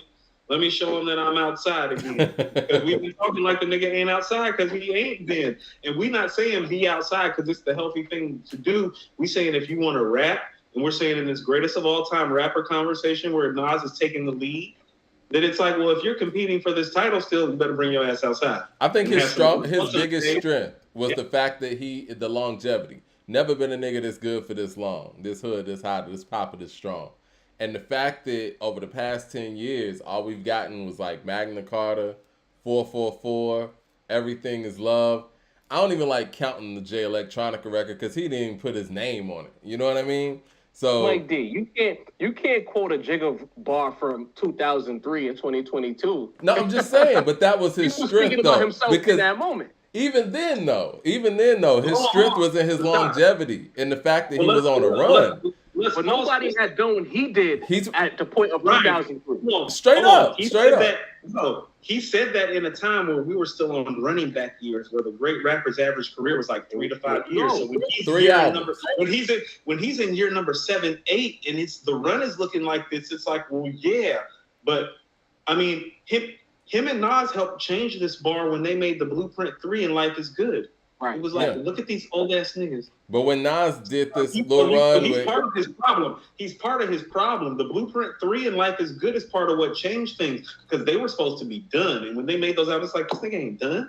All right, they're kind of changing the scale. Like we as of now, what we don't talk about enough is the fact that what they're doing, and even the Pusha T's, the Jada Kisses, the Snoop, all of these older rappers, this is a whole new plateau for us in the culture with these old rappers making quality music. Back when we was younger and the old rapper came out, he was trying to make them hippity hops in like 1999. We didn't want that. Right. He was trying to take it back to the cardboard box. Hold on, look. Rakim was 28 when the 18th letter came out. He was considered to be past his prime. Jay was 27 when Reasonable Doubt came out in 96. They're about the same damn age. It's crazy. Remember what was said, fellas? Rap used to be a young man's game. There was no 40, 50-year-old rappers doing this before. It wasn't. Well, let me ask you this, John. Hold on. Rap started in 74. Rap's not even 50 years old, so that's fair. Let me ask you this, John. What direction do you think Jay should come with on his next album? Because that's the part that gets me. I just don't know. I think if there was an approach, it would probably be along the lines of, let me show y'all that I'm still like that. Because that's what I see in the super chat. That's what I get from y'all, is that y'all don't believe that he has a certain thing in him anymore. And he needs to prove that he can still be that guy that y'all remember. Who can get that out of him production-wise? I don't even know if hold on.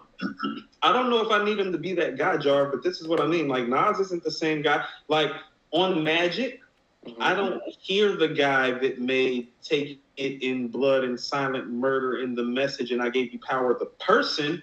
I hear the rapper. Right. And I just want the rapper to come back out. The person don't need to come back out. But you need the production. To go back to hustling ass and misogynistic Jay. I think that we started to get a taste of that on a Jay Elect project. Because if you think about, let's throw out everything else for a second. You take the rapping performance on the Jay Elect project and compare it to 444. It's not close. Yeah. The rapping, everything about 444 is poor. Throw it out. We've heard Jay rap since, and he's starting to find it. Because I even said, Sincere could tell you, there was times that I would question, could Hov even find a pocket anymore? Because his pocket work started to sound crazy for a second. And then you heard the Jay Elect project. All right, you heard some of the features. Okay. So I think, to Mike's point, it's about production. Who is he going to get with? I heard Alchemist say a dream of his would be to work with Jay. I think Alchemist might be a good look. Do I want Pharrell in the Neptunes? No. Mike D, even though I don't agree with you that he needs Kanye, I completely disagree. Kanye got to be in that room. He needs Kanye. What do you disagree about? When you say he needs Kanye, it's a different connotation. It's about context, bro. Okay. They don't need Kanye, but Kanye is a useful asset. Okay, from the Blueprint on, when has there been a point where Kanye wasn't involved and everything went well? So then, does that mean that he needs Timberland? Because Timberland been right there the whole time too. Man, Timberland dropped the dud with Magna Carta. More important than Jay-Z's relationship with Kanye. No, Timberland dropped the dud with Magna Carta. Timberland had his chance. No, Jar. I have some valid questions for you, right quick. Go ahead. I really want to know things from you because you from up top, you know your shit. We respect you, and you said some really, really fly shit today.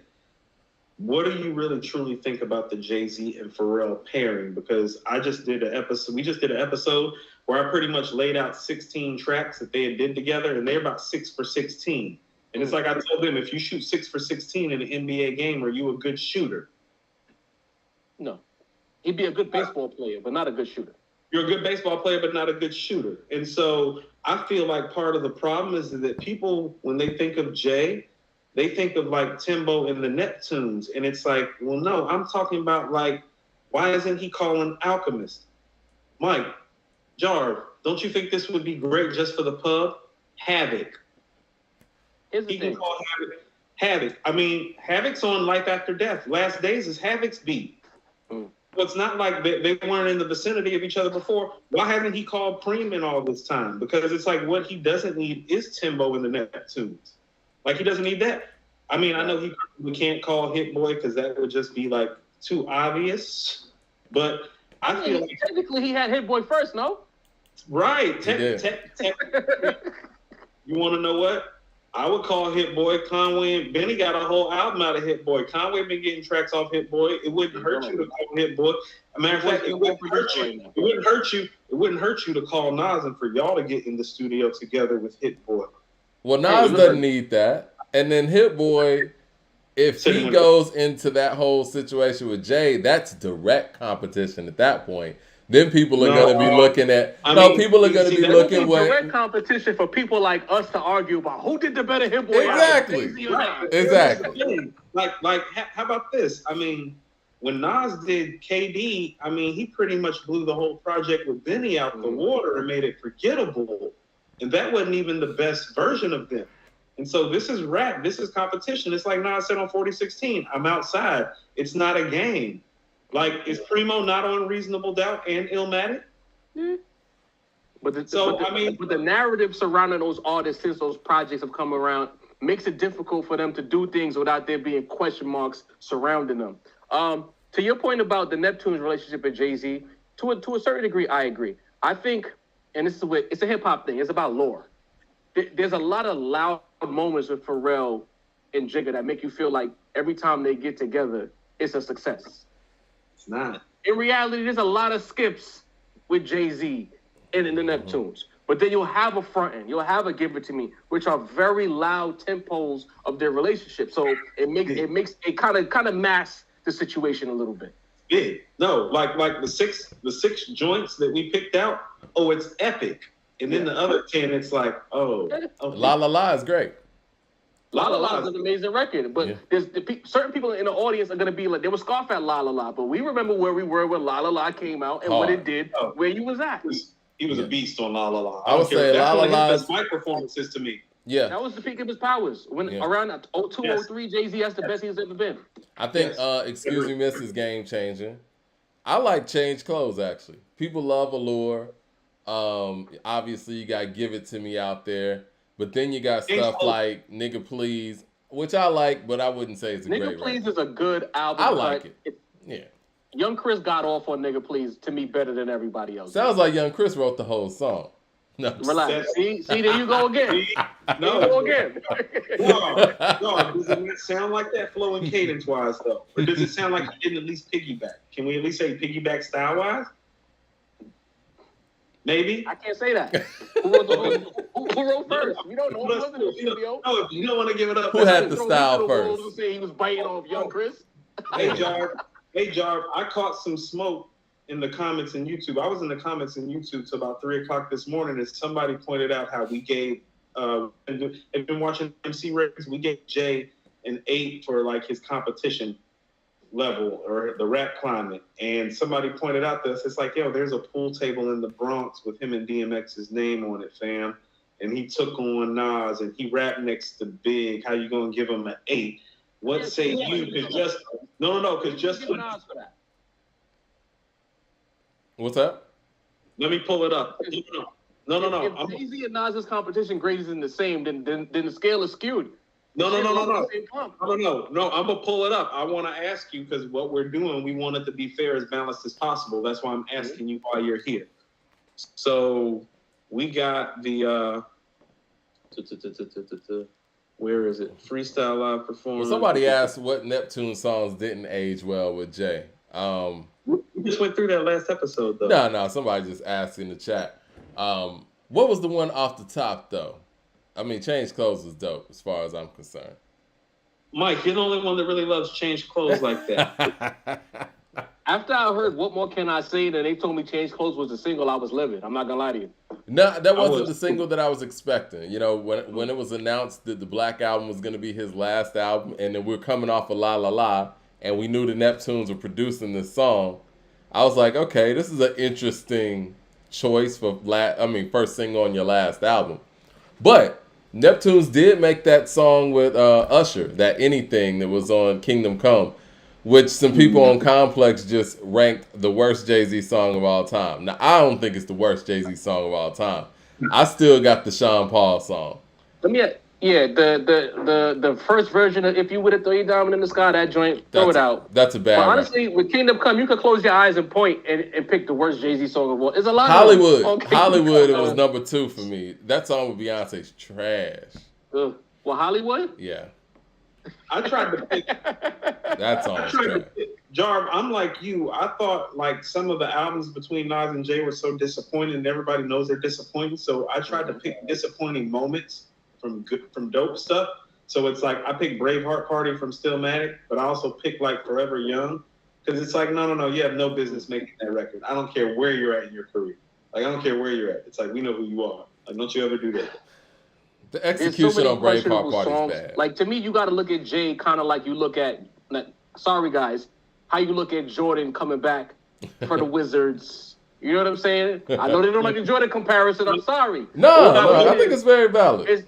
It's two different players. Like Jay-Z, let's say 98 to 03. Let's say leak into 04. He did some features and he still sounded like himself.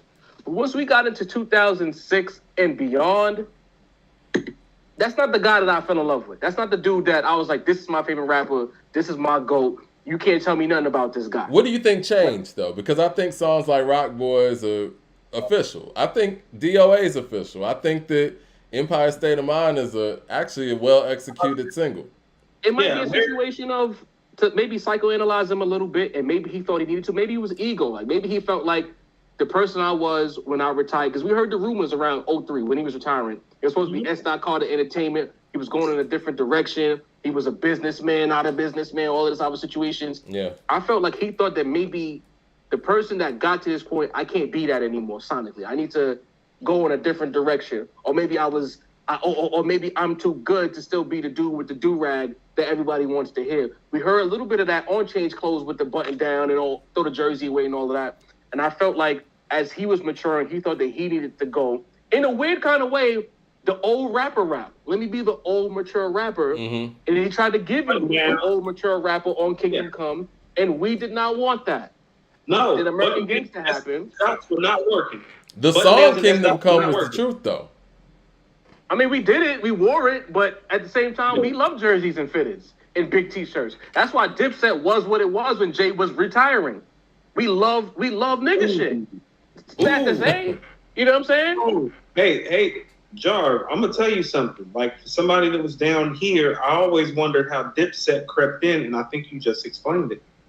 I always wondered how it happened. Because being a New Yorker, and most New Yorkers understand the dynamics of Harlem and Brooklyn. Yep. They understood how loud Cameron's appearance on Rockefeller Records was. Mm-hmm. A lot of people, when we first got the news, we could not believe it. Jay and Cam on the same label? Right. There's an inner city rivalry there. Hold on, stop, Jarv. But wasn't Big responsible for Cam even getting in the door?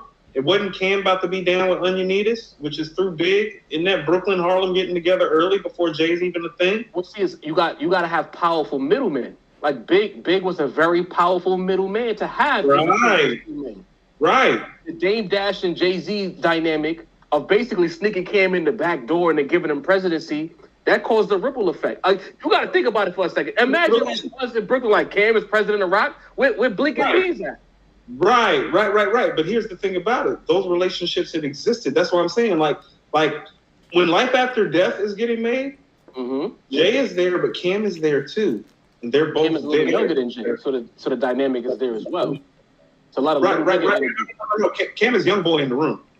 Exactly. Like Cam and the Locks are not who Jay is even, and Mace are in the room yet. Matter of fact, Mace and Jay in the room are higher on the food chain than Locks and Cam in the room. That's fair, right? Right. But in the room, so why the shade when Dame's coming back around, putting it back together, knowing Dame's a Harlem dude? Like you get, because it's New York politics. I can tell you. I'll never forget on Volume 2 when Jay said, I had niggas thinking I was from uptown for real. Yes. He spent a lot of time uptown. So he might have spent a lot of time uptown. Yeah. but he wasn't loved uptown like that. You gotta understand something. As Jay's retiring, there was a voice in New York City on the DJ side who got very prominent. K-Slay. Yep, K-Slay essentially was the voice of uptown. Yeah. As Dipset is leveling up and K-Slay's leveling up, you start to realize how much uptown doesn't love Jay-Z like that. Hold on, where is that coming from? With the friction of the relationship. Why is that happening when Dame's right there?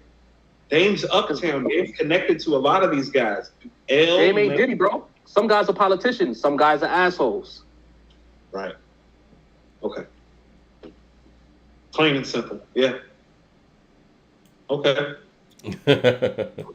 Oh, okay. I don't have no more questions for you. I love the insight and the perspective because that's something from where we are. Like me and Mike, we raised in Atlanta. I'm from Charlotte. Those are things that we hear conjecture of, but we always wonder how they connect. You know what I'm saying? Like truly, like behind the scenes, like how the boroughs feel about it. It was a messy time in the early 2000s. That's all I can tell you. Right. Dipset was everything, though. On the side. Well, you know what Dipset did a real good job of, too? Dipset reached out to other regions equally. Yeah. And Jigga was doing that stuff in the 90s when he made Money Ain't a Thing with Jermaine Dupri and, you know what I'm saying, jumped on the High remix and all that. But when they did Bite It, and you know what I'm saying, and they embraced Wayne the way that they did, and Wayne and Jewels was doing what they was doing, that added a lot to Wayne. Even the relationship that they had with T.I., that added a lot to T.I. At a certain point, Jewels was the bigger star than Wayne. He was. I mean, Jewels was on Chris Brown's first ever single. I mean, come on. Wow, Run It. Yeah. Oh my God, Run It. Jewels is supposed to be a star. I had to answer. Hold on, I had to answer some family biz real quick. But like, yeah, I just forgot Run It. That's hey, you want to know what? Like, Jar, what happened to Jewels? Like, I know the charges happened, but like, he seemed to be in position to be even bigger than Cam. I think record label politics, from everything I read, because the first thing y'all got to think about when Rockefeller split and artists started scattering, the fact that most of Dipset went over to Koch, but Jewels was still over at Def Jam. Yeah, Mm. that was the first question mark. Like, wait a minute, what? You know what I mean? And I'm sure the people at Def Jam didn't take that very well either, because anytime you're promoting Jewels, you're promoting Koch. Right. And Jay-Z's the president. Jewels, I think, if it wasn't his first, I believe his second album went platinum. And then all of a sudden, he disappeared. Right. And I think record label politics, Cameron, because him and Cam had a falling out over that. There were certain things that played behind the scenes that we'll probably never get the full story of that played a role in that. It wasn't Jay-Z's fault that Jewels fell off. Jewels was supposed to be the face. There's a dark period of New York rappers who are responsible for where we are today. And Jewels is on that list. Lloyd Banks is on that list. Fabulous is on that list. And a few other guys that I won't name right now who dropped the ball when the South was getting hot. You don't think New York radio is to blame for a lot of that? Maybe. Because payola's a thing. Mm-hmm. But at the same time, these artists were not putting out prolific bodies of work either. Fabulous, like put it this way, Fabulous had Return to the Hustle, right? Big record. Sound like New York. He decides to put out Diamonds as a single instead to feed into the South energy. It just felt like, you guys are not doing what we need you to do. Well, that was around the time when Fab was with, like, you know, Jeezy and all of that and that whole movement too, right? Right.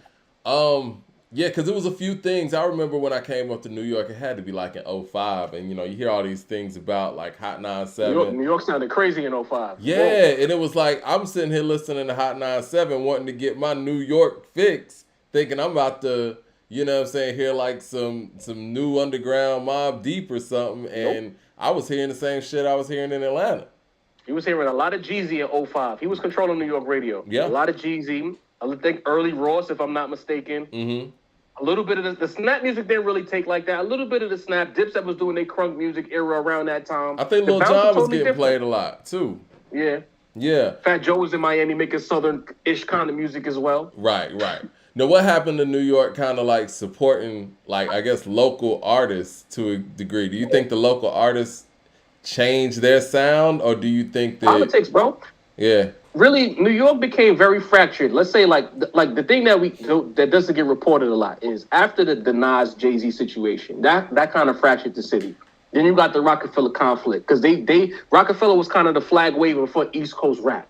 They split up, Dame splits up, that kind of power in the room, it gets a little weird, right? Mm-hmm. Then you got 50 Cent and Ja Rule. That's fracturing the city. Wu-Tang don't have a voice on the radio because they had beef for Hot 97. Power 105 wasn't what it was. They were still in their infancy. Like all the vessels, all the important vessels were fracturing the city. Then you have the advent of the new nerd rap culture with Kanye and them boys who find a little bit of a lane. So it got so splintered that it was like, what is East Coast rap? You know what I'm saying? Like, we didn't have a distinct face or representative to really say, this is the flag-waving sound. This is the person that represents the city. We didn't have anybody. Who was it? 50 was done by like 07, if you really think about it. Well, what do you think 50 did for New York hip-hop? I mean, because I feel like 50 was kind of regionless in a sense. Like, nothing. His mixtape shit just happened to be from New York. Yeah. Because he went outside of New York to get his deal, and it's not like he collaborated a lot when he was at his hottest with New Yorkers. Well, he had the Magic Stick song with Kim, and then he started beefing with her. Well, no. Well, it's not even that. I mean, the heads know this. 50, got his break through Nas and through Onyx, because he's from Queens. He used to run with Bravehearts and Nature. But the big break came with Eminem. But what I'm trying to say is that when he was a New York rapper, he was just another New York rapper. That was the thing. I remember 50 from the old mixtapes. He wasn't even as nice as Nature. Am I wrong, Jar? Bruh. 50 has never been like considered a lyricist. And I remember vividly there was an interview he did. I think Cypher Sounds used to have a radio show Sunday nights where he spoke about leaning into more of a Southern cadence to create the sound that he blew up with. Yeah. So it's like, to say what he did for New York, he left New York to blow up. What was that song, Poorer the Rich or something like that? That's not a New York record. Right. I was a poor nigga, now I'm a rich nigga. Right. That's Young Buck. We had this dude, Saigon, who was supposed to be the next guy. He didn't know who he wanted to be. There's a lot of guys. I remember Saigon. Industry politics or whatever the case, they didn't take the baton. I remember Uncle Murder kind of being next for a second. Hold on. Got the bars. Hold on. I remember Saigon. Saigon had his buzz and took like 2 years to make that debut album with Slay. And it was yeah. He took too long. He missed his opportunity. He had it for a second. He was next. I remember Saigon. I remember Jada being next too. It's like everybody was really leaning on Jada's first project, Jada and Prodigy, because there was a big build up. Rest in peace, P. That first album all time for me personally. HNIC is untouchable in my opinion. Keep It Thorough is crazy. How do you feel about HNIC? Where would you place it? Like, you think it's better than Murder Music? I won't say it's better than Murder Music. Okay, better than Hell on Earth?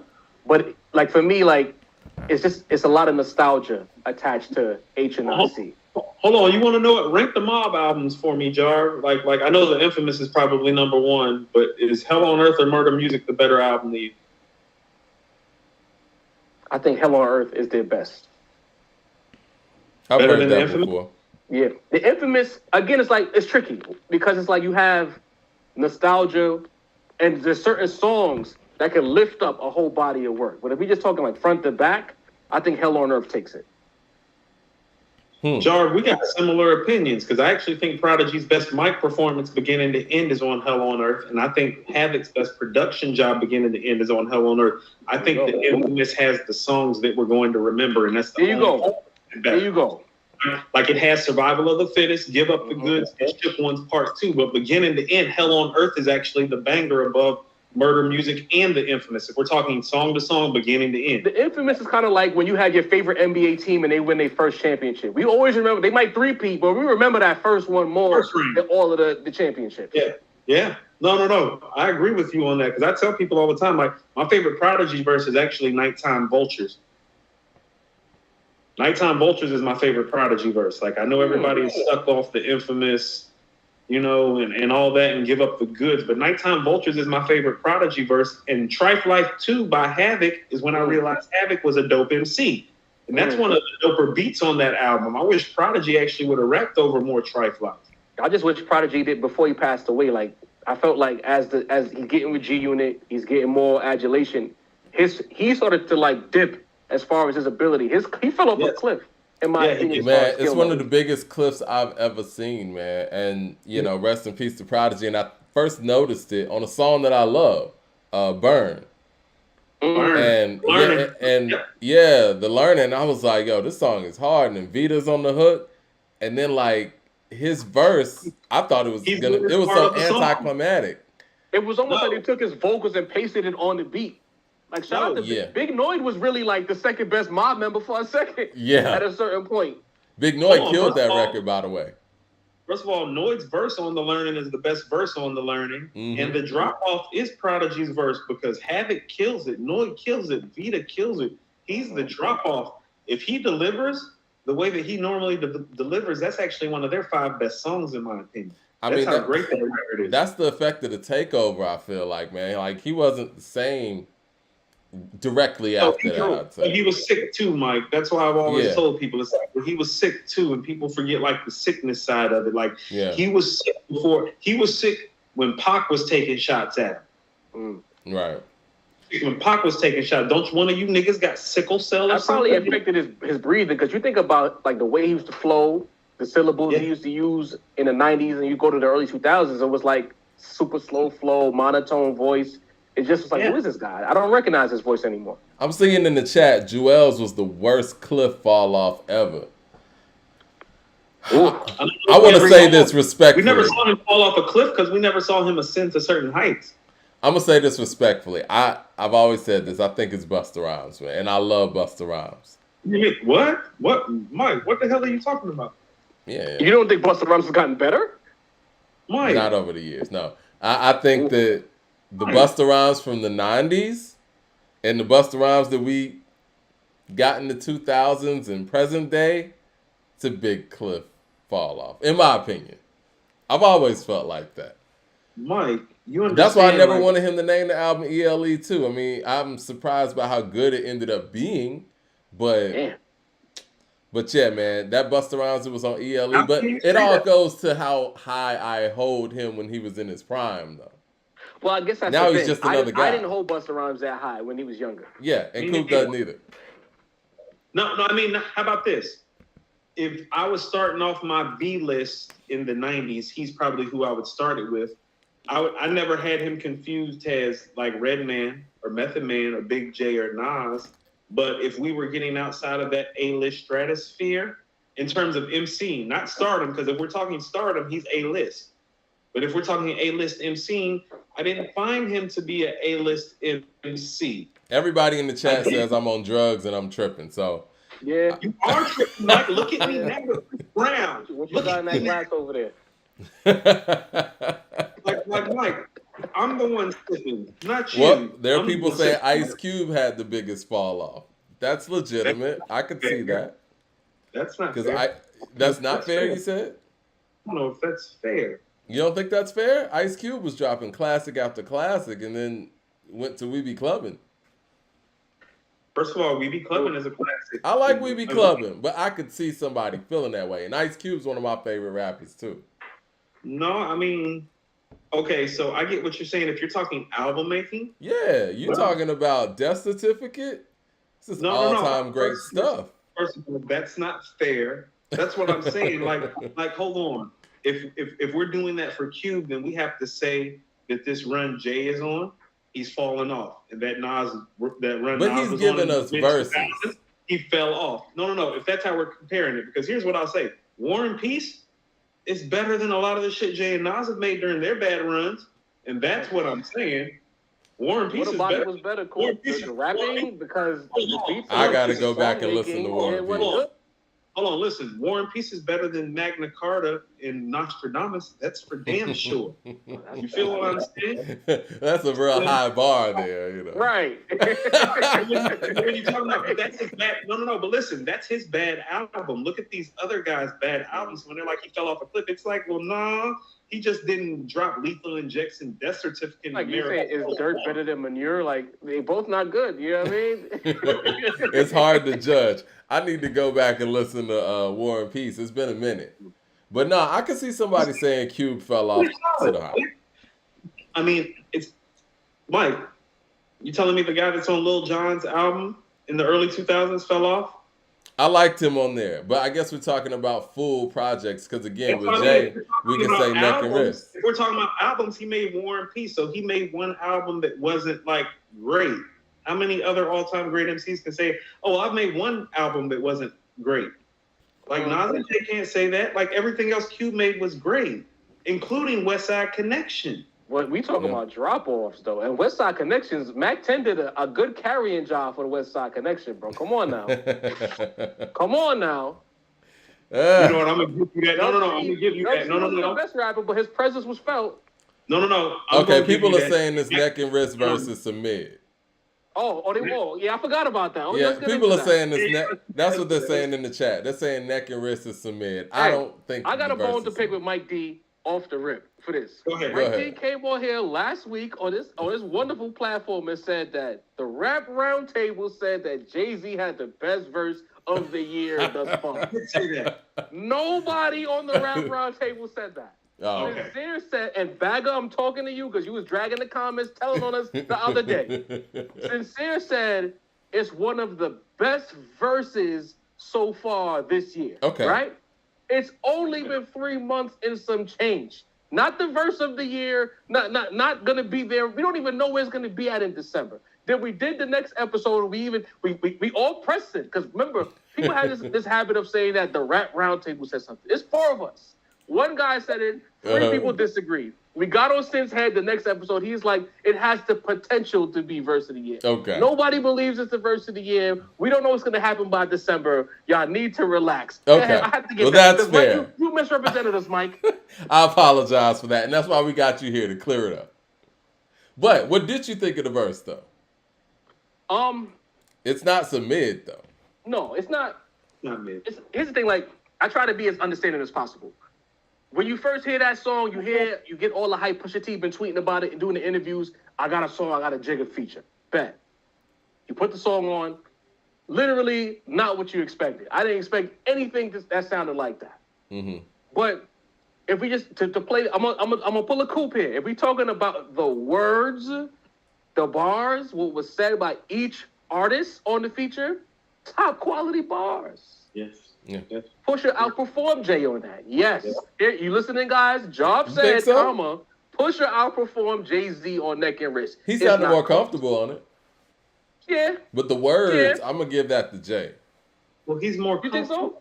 He's more I comfortable. think what Jay-Z said is more monumental for the people who have issue with him as an artist. And to say that he'd still be big, he'd still be Hove if Big was still here, that's loud. That's going to make people uncomfortable.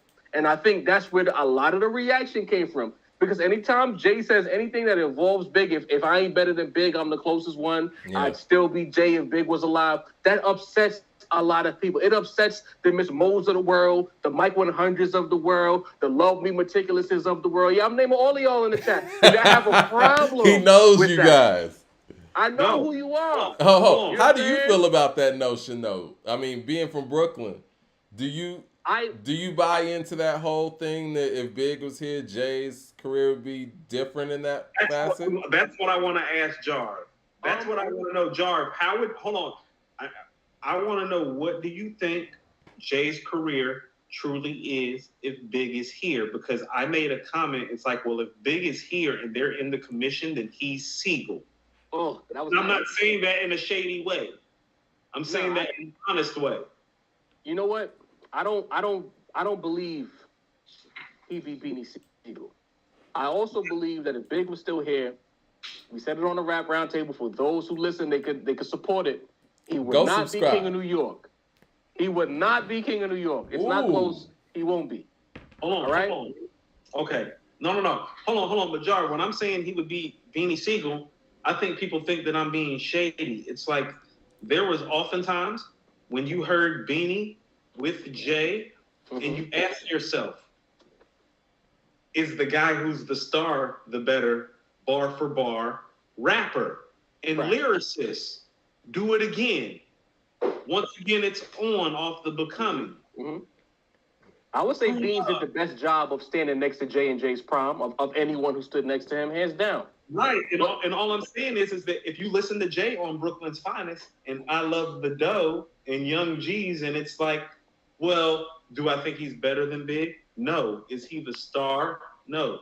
Does he make you question lyrically if he's better than the guy? Yeah. Well, that's what Beans did for Jay. And so when he would be Beanie Siegel in the commission, that's fair because you're not the star over Big. But the problem with saying that he's Beanie Siegel cool is a perception thing. It's by saying that we remember that Beanie Siegel was an underboss. He was not necessarily a rap star like that. You know what I'm saying? You say in 1997. Right.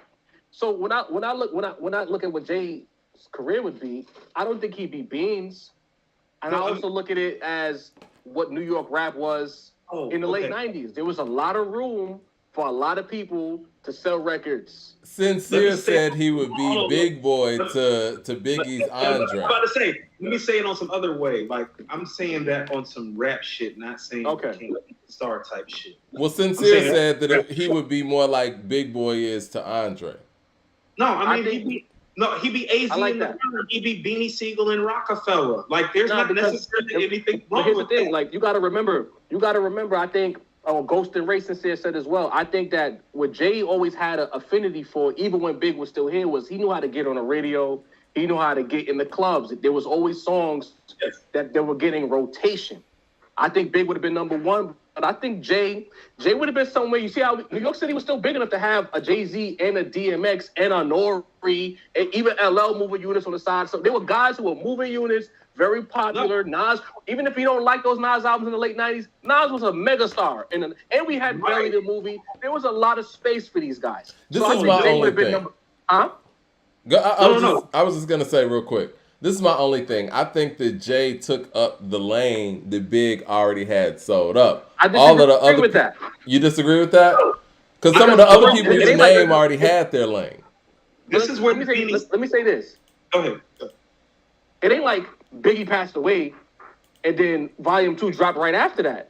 Jay dropped what album people fronted on to this day. They front on Volume 1. After Biggie passed away. Mm-hmm. Jay had to earn that spot with Volume 2. It ain't like he just got handed the keys. When he tried to take the keys and do his best Bad Boy album impersonation, people scoffed at it.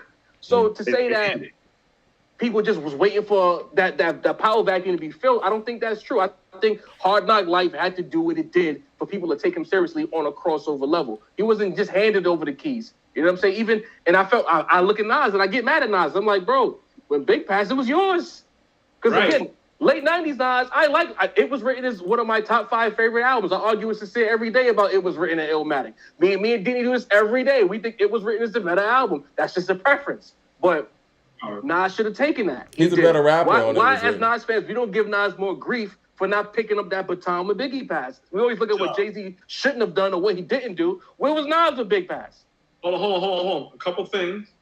First of all, Mike is often said that 96 Nas, as in It Was Written Nas, is the best rapper he's ever heard. And so... He might be.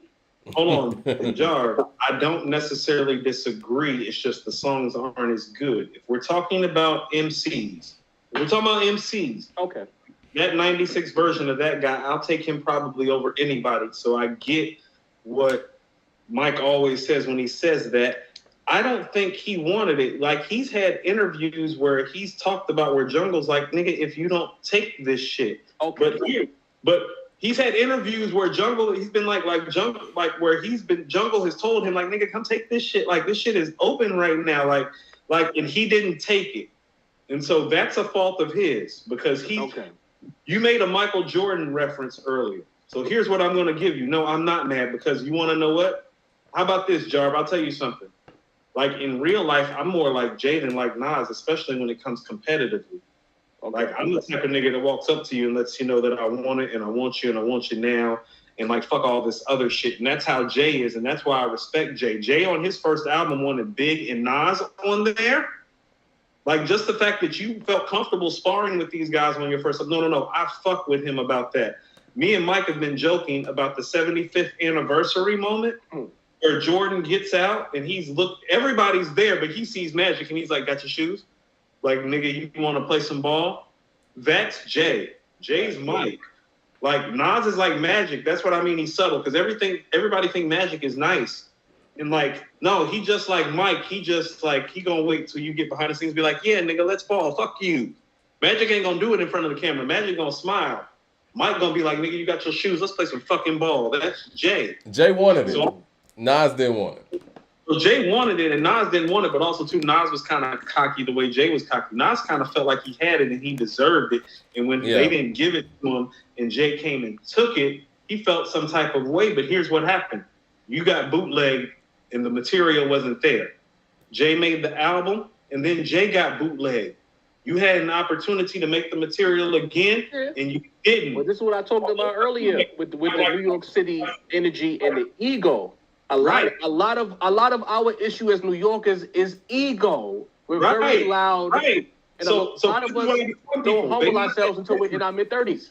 They're not that different. Nas had the ego first. He just played the ego card differently. It's like I've been telling people, it's like, well, if you really want to quote it, Nas been the one taking shots first. He's just real funny about it, like Magic. Nas has always been smoother than Jay in that way. Right. Like, you don't know Magic wants to kill you until it's the fourth quarter and he stops smiling at you and it's like he's like putting an elbow in your chest. And you're like, hold on, that's the nigga that was smiling at me and kissed me on the cheek when the game started. It's like, no, nigga, this is competition. That nigga's trying to murder you. It's like Mike just came out on the court. Like, Mike would do that shit like he did to the Hawks where he walked in there. It's like, oh, who guarded me tonight? 60, nigga. That's Jay. And I think Nas never liked that about Jay. Like that look at me. Like he always looked at Jay as a look at me ass nigga. You know what I'm saying? Right. I don't think he respected that. Like Magic, he's like, oh no. I'm gonna kiss you in front of the camera at half court, come fourth quarter and try to murder you. Jay come out like you nigga. Sincere says y'all gotta do a Illmatic and It Was Written Part 2 versus It Was Written Part 2. Which brings me to the next point. What's gonna be our next mock versus, man? We got to do another A2HH live versus rap roundtable. Last time we did the Nas and Jay versus, it was epic. Everybody had their opinions. What's the next one we should do? I mean, I want to ask the people, like, what are some of you guys' thoughts? Because I know Coop, you had some thoughts on. I don't know. I know some people. Even in the chat, some of the names that I've named, they want Hov Nas Part 2 with music. At the same time, the team that I spoke to, like my guys, we talked about doing the sequel with Nas and Jay. We talked about Pac and Big. But at the same time, I figured we let the people pick and we could figure something out. Yo, that's crazy, Jar. So we were talking to, and Mike was on the same shit. He was like, well, really, at the end of the day, we're going to let the people pick, Coop. Because I had the idea about doing, like, I feel like Biggie is the greatest feature artist of all time, but I don't feel like he got to put in the work that Jay and Nas did. And so they have the best feature catalogs, too. They don't just have the best rap album catalogs. They're not just the two best rappers of all time. They have the best feature catalogs, too. So one of the things I submitted to Mike was like, well, I think I can beat you with Nas features versus Jay features. That might be something to talk about. Right. I knew you would like that. Nas features versus Jay features. I'm seeing T.I. versus Lil Wayne in here. I'm seeing Cube versus Scarface in here. Big and Pac, obviously, you know. I mean, shit, if we did a Big and Pac, I guess we would have to take Pac, huh?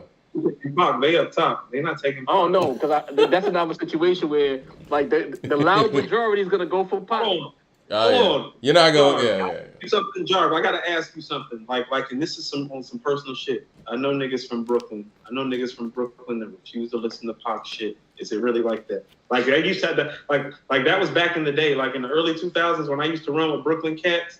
And I used to like talking about All Eyes on Me and Me Against the World. They'd be like, Coop, I ain't heard it. They're like, what you mean you ain't heard it, nigga? It's Pac.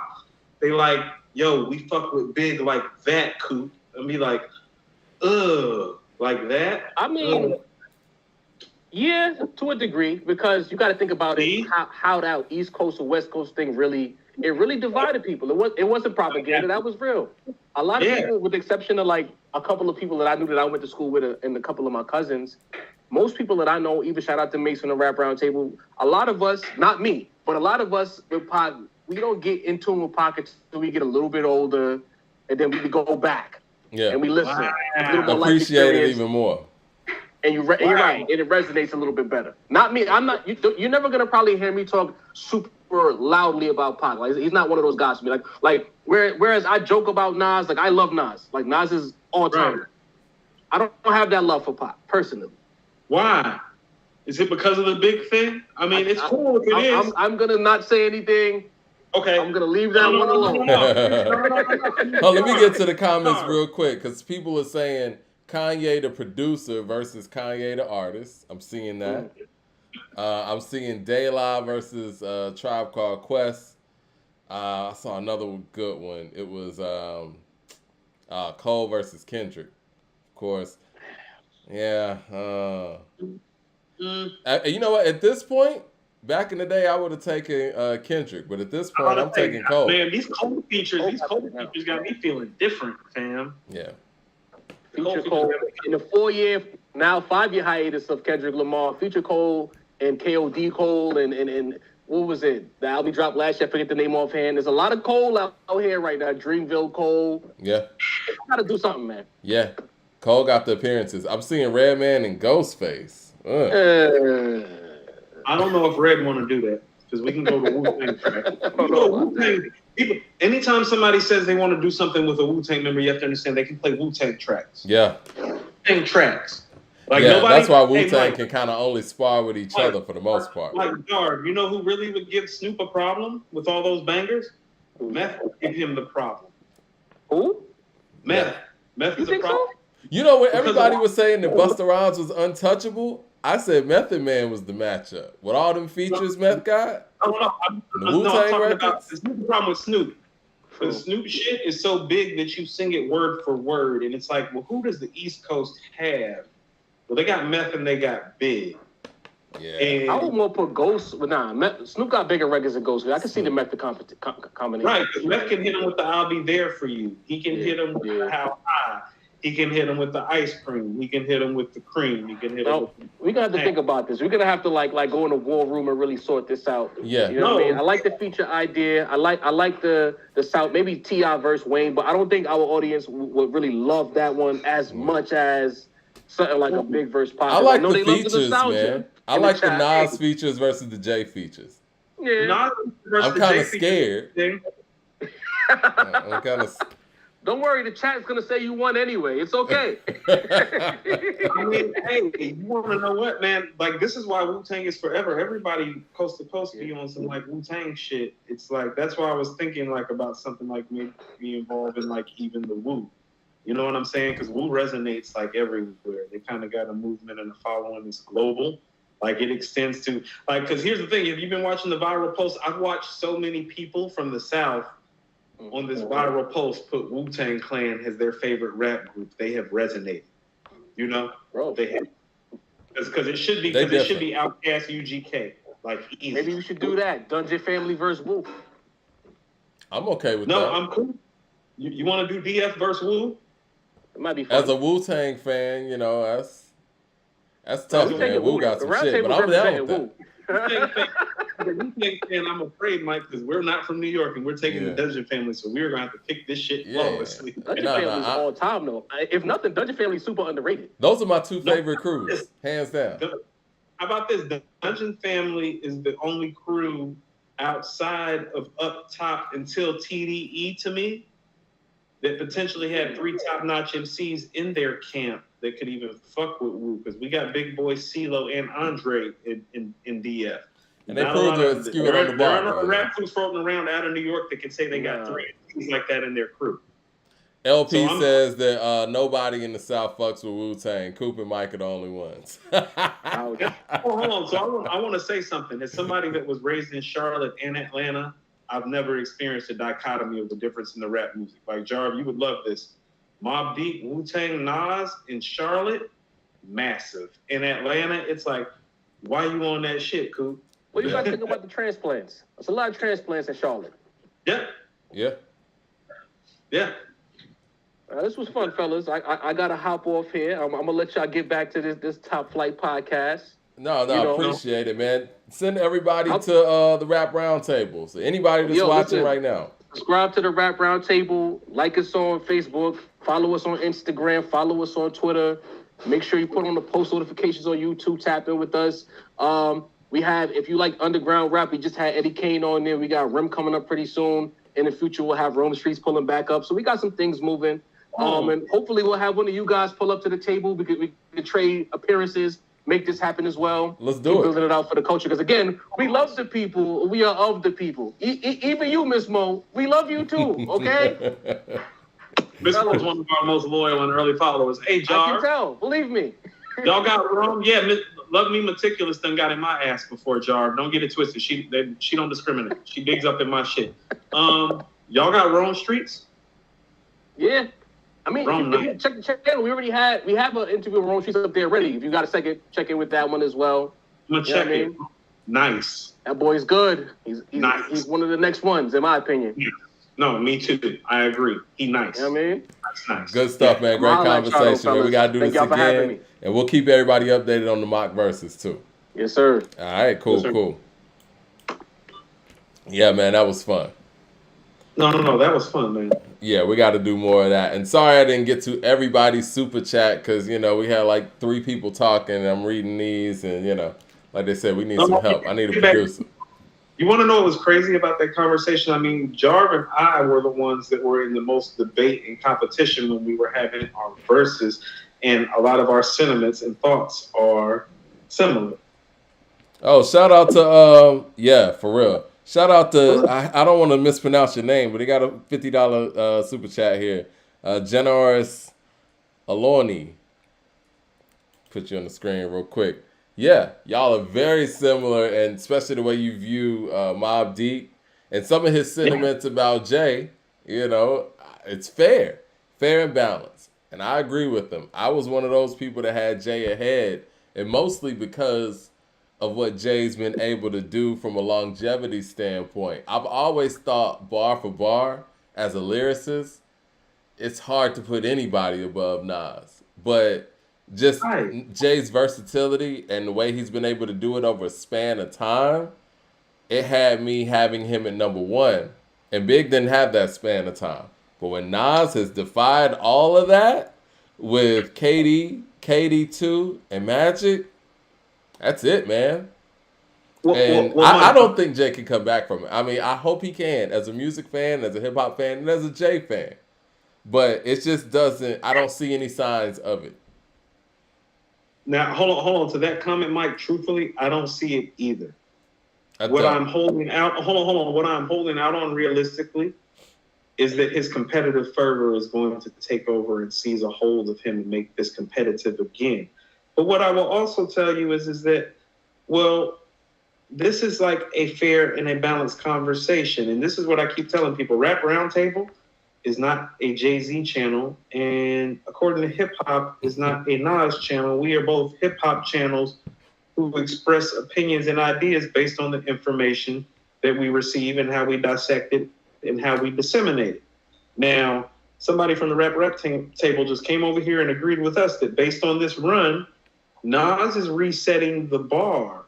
And so when people are coming around saying like, well, this is a Nas channel, it's like, no, this is a hip hop channel, and somebody who was already in the conversation to be the greatest MC of all time has currently been resetting the bar. Yeah. That's the shit that you're supposed to cover. Mike, I just want to let that be known. That's what you're supposed to cover. Yeah. When somebody who was an argument to be the greatest MC of all time is walking around and releasing music that is making the conversation get updated like, well, he was in the conversation. He's kind of changing the way the conversation goes. Well, that's what you document the same way that when this pandemic happens, when a rap crew from upstate New York, not from the 5 boroughs, but when a crew from upstate New York galvanizes an entire industry and an entire coast with their street ethos, and we cover that. Because guess what? Before this was a Nas channel, people were saying this was a Griselda channel. No, this is a hip-hop channel, and we cover who got this shit on Smash. And when a crew from upstate New York can come and put shit on Smash, that deserved to be covered. When somebody who was in the argument to be the greatest MC of all time, and he hasn't released a dope album in 10 years, and he starts releasing some of the dopest hip-hop shit that you've heard in the last 20 years, including his own career as he approaches his 50s, that's the shit that you talk about. Yeah. And I think the other part of it, too, to piggyback off of what you just said, was the fact that we did see that media was not covering what Nas was doing appropriately. They were actually being disrespectful. Yeah, and so I think we were one of the only KD2 in an awful manner. Yeah, and we were one of the only outlets that sat there and broke down those articles and let the people decide. We had our own individual opinions about it. I wish that our channel was around when KD1 came out so we could have actually covered that Rolling Stone article that they did on KD1. But we might, do a flashback one day just to do that. But I think that appropriately, covering the culture all together is important. And when you have one of our greats that is on an amazing run in his career and it's not appropriately being covered, then the people have to galvanize and come together and make sure that that is covered appropriately. And, with that being said, we covered that appropriately in the yearbook. And for those who, want to get a copy of the yearbook, it's on Amazon right now. The 2021 yearbook, and Nas made the cover, rightfully so. He should have. I mean, he had the best 2021. Actually, I think it's at the top of the chat as well, just the link.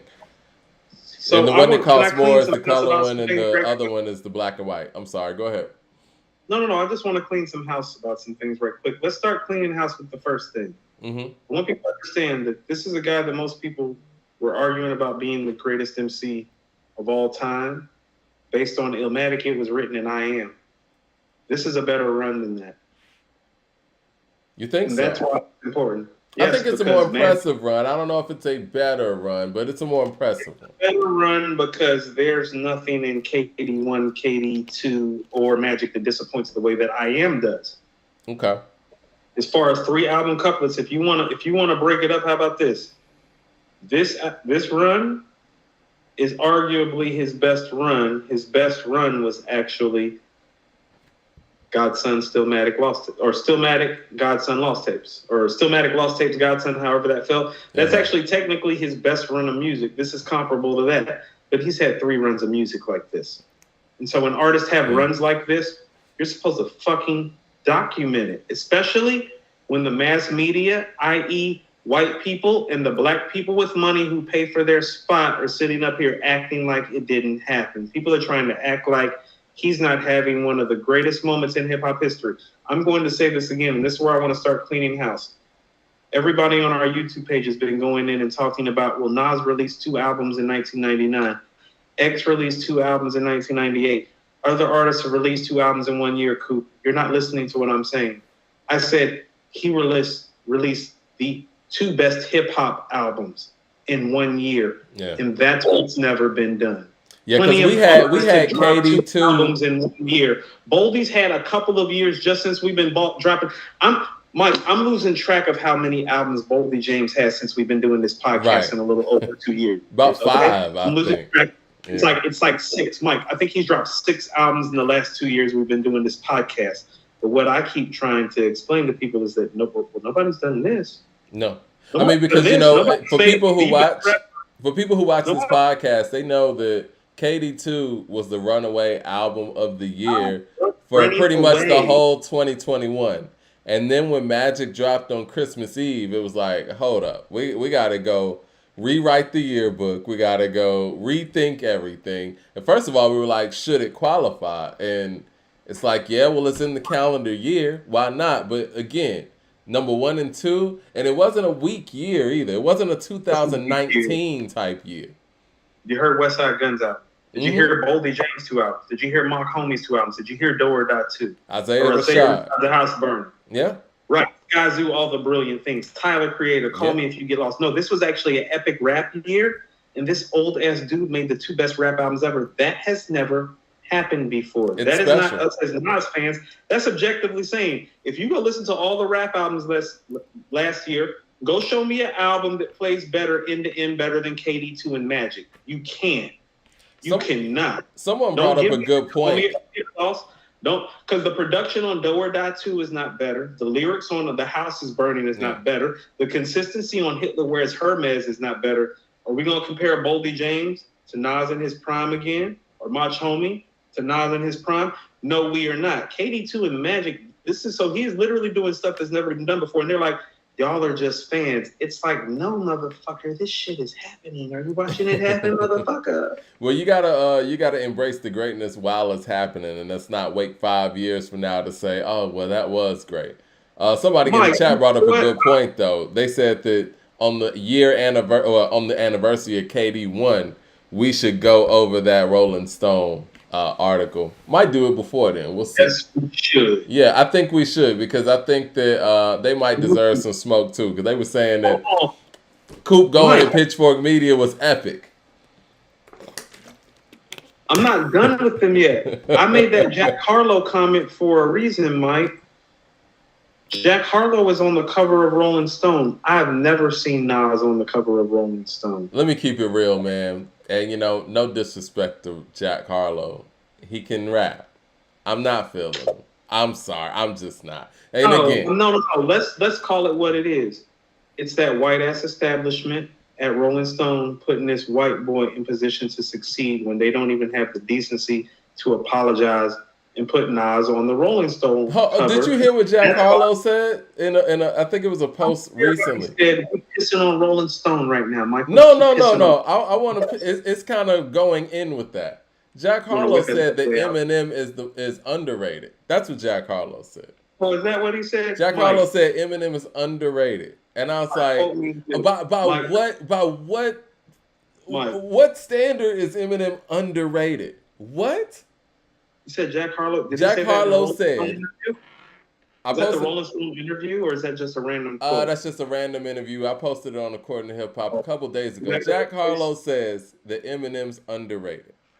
By what metrics would we say Eminem is underrated? So this is how you go from me respecting you as a rapper to being a punk ass white boy who made Rolling Stone, and we don't respect you just like that. You see how you just lost all your cred? You just lost all your cred. You don't know what you're talking about. That is some of the dumbest shit I've ever heard. That is that punk ass white privilege. That's what he is right now. That's what he is. He's just a punk ass white boy who got some white privilege. He just made the cover of Rolling Stone.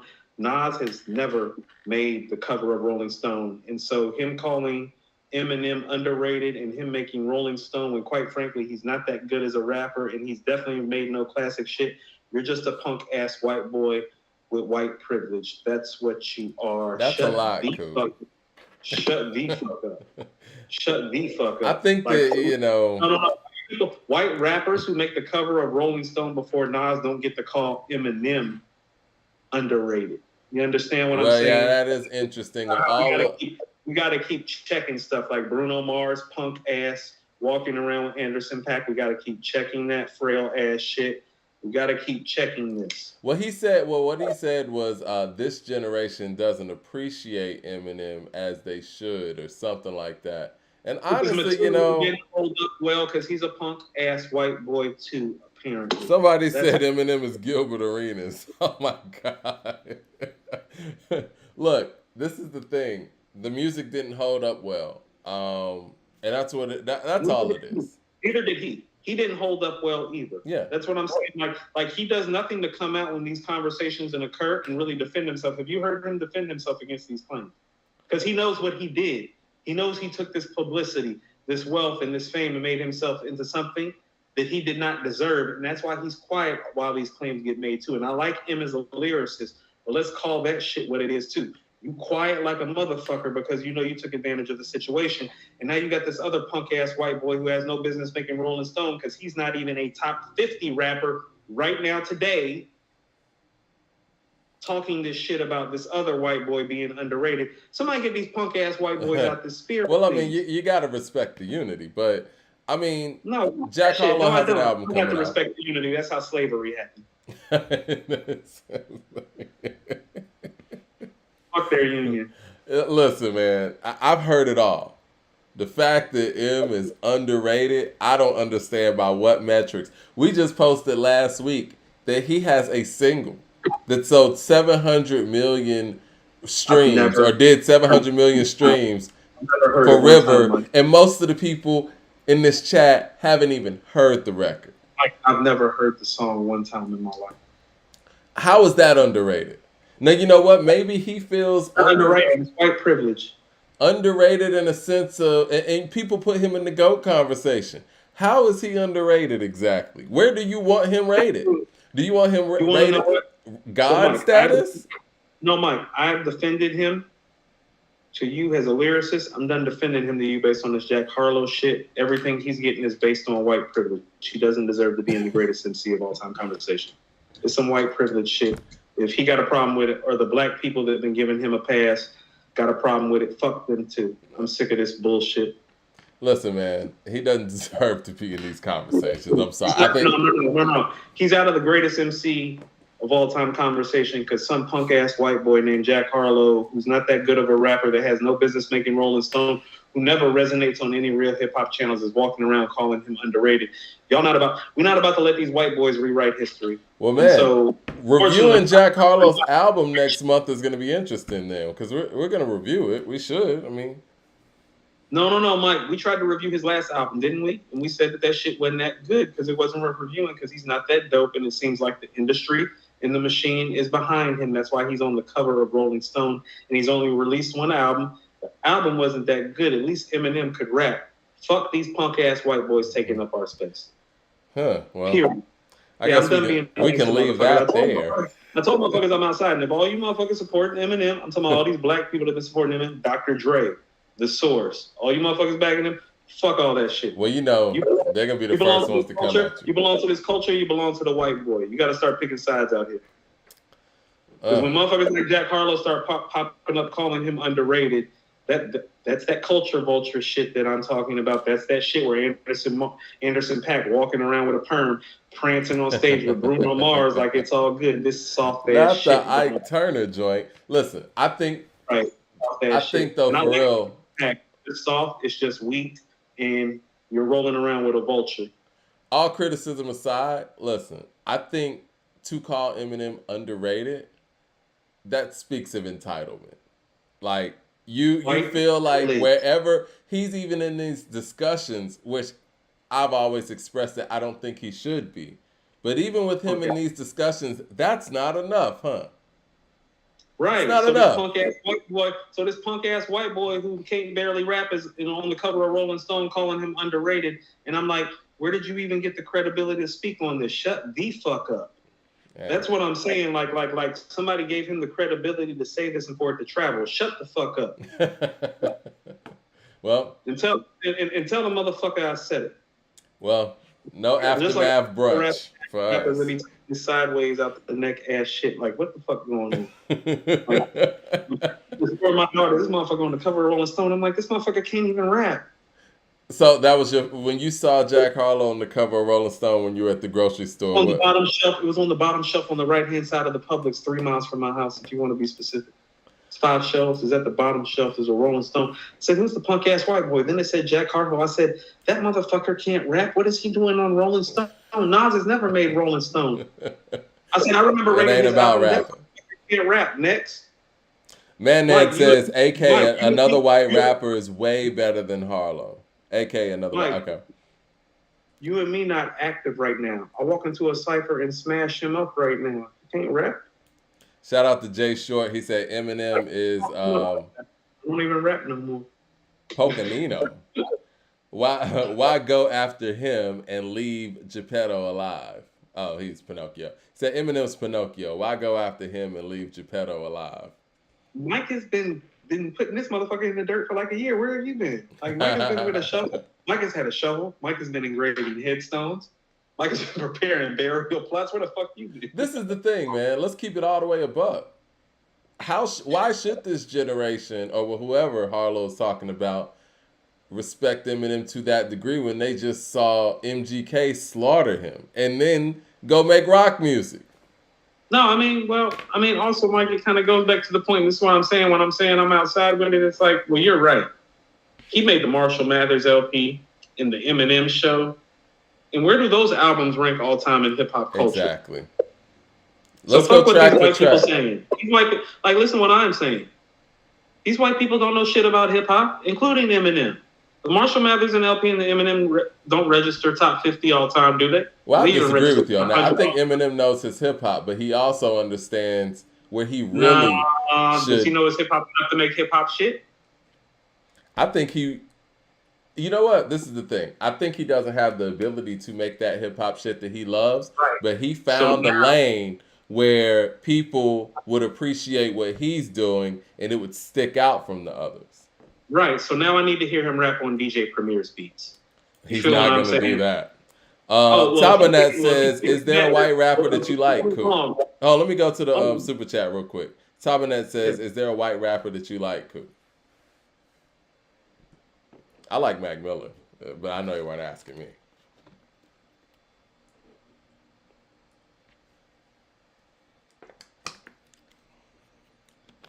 Coop doesn't like. I see. See, y'all thought I was the one, huh? hold on. I fuck with Mac Miller. You don't Bubba like Mac Sparks. Miller? There like we that? go. Mike, I like Bubba Sparks. You like Bubba Deliverance? Sparks? Okay. Deliverance. No. Deliverance was a good album. Deliverance is one of Timbaland's best production jobs, and Bubba Sparks is rapping his ass off on this album. On Bubba some hip Sparks hop was- shit, it actually was. I'm with you on that. I really Hold am a on. fan of Deliverance- Timbaland and what him and Missy do. But yeah, on some hip hop shit, Deliverance is more of a hip hop album than Eminem's ever made. It's Quote heavy. that shit. Tell Dre I said it. It doesn't matter if M gets 3 to 5 beats for you or 10 beats from you. Deliverance by Bubba Sparks more of a hip hop album than anything's M ever made. Wow. Well, I'm sick of this dumb Royce shit. is gonna be the one to respond. I'm This sure. punk ass white boy on Rolling Stone calling Eminem underrated. Like, no, we're not having that shit anymore. Rigor Raw 7 says, "Yo, let's go, Coop. Let's connect. I'll produce for What the you." fuck is this? Who gave this nigga a hall pass that he even think he got the right to call Eminem underrated? Almost Who in told a way that- where he was kind of wagging his finger to hip hop, like, "Yo, man, Right, who told him that was okay? Who told this motherfucker that was okay? entitlement did." Because again, Right. That but white see, this privilege is the again. thing, though, Coop. That white privilege. If you give a white person something in this nation, like if you give them 5% of something, they will pop up a year later and act like they own 50% of it. White privilege. Listen, That's what it is. Listen, You dropped this is whack ass album last year. You dropped this whack ass album last year. Album was whack, Mike. And that album up. You can't rap like that. You have no business on the cover of any magazine, white boy. And then you pop up calling Eminem underrated. No, that motherfucker's overrated. The Eminem show and the Marshall Mathers LP is the only thing solid he ever dropped. He needed a cosign from The Source, Dr. Dre, promotion from MTV. Like, he needed everything just to pull that off. Guess who's not about to get that? Because I'm not about to let your white privilege ass slide. Right. Well, Nobody's getting the Eminem treatment up in here anymore. You punk ass white boys ain't getting in here no more. well, At he least got Eminem- that lane. He got the cover of Rolling Stone. At least Eminem can rap, Mike. The nerve of this motherfucker. At least Eminem can rap. This white boy can't even rap, Mike. You understand what I'm saying? Eminem can rap. That's why I'm defending him. I'm defending Eminem because he can rap. Now we got punk ass white boys who can't rap, talking about rap like they know some shit. Go sit your fucking ass down somewhere. Well, we would definitely check out Jack Harlow's album when it drops. I'm gonna read the Rolling Stone article. It's gonna be trash like the next one because the industry is promoting them and they trash too. Yeah, he's getting a real big push. But like I said, White trash, Mike. Poor white trash. That's what I think. But see, this is the thing, man, and I talked about this even years ago. When these conversations came up where Eminem was top 5 undeservingly, in my opinion, I knew that it was going to get here. Because, listen, let's just be real. We talk about 5 people here. We don't talk about 5 people to ever grace the earth. And you got Rakim, you got Nas, you got Jay, you got Big Pop. And that's if we're not even going to get super intricate in it. And anybody who thinks that Eminem deserves to be over any of those 5, we got some propaganda. Sick of these punk ass white boys. Let's go on to the next topic, man. Did you hear that Wiz album? The album of Wiz, Smoke DZA, Girl Talk, and Big Crit? Unlike how Jack Harlow's comments make me feel with his under-rapping, overprivileged white ass, this album made me feel happy. I like this album a lot. And, I don't know if the gentleman who's been telling us to review this for a minute is in the chat right now. But that was a good look, man. Way to look out. We didn't even get finished talking about the Onyx. We got on a tangent, but we can kind of double back to that. AKs and Curtains says, that's why I listen to M every 23 years. Bruh, motherfuckers be bugging. I'm boycotting. Not I'm every boycotting white 23 rappers. years. But yeah. No. Guess what? I'm about to start practicing some racism. I'm boycotting white rappers. Oh, not boycotting white rappers. We gotta be inclusive. No. I won't be listening to Jack Harlow's album. I'll listen to it. No. You can listen to it. Apparently, there are other media devices that want to put him into play and give him some play. You get no play over here. Fuck you.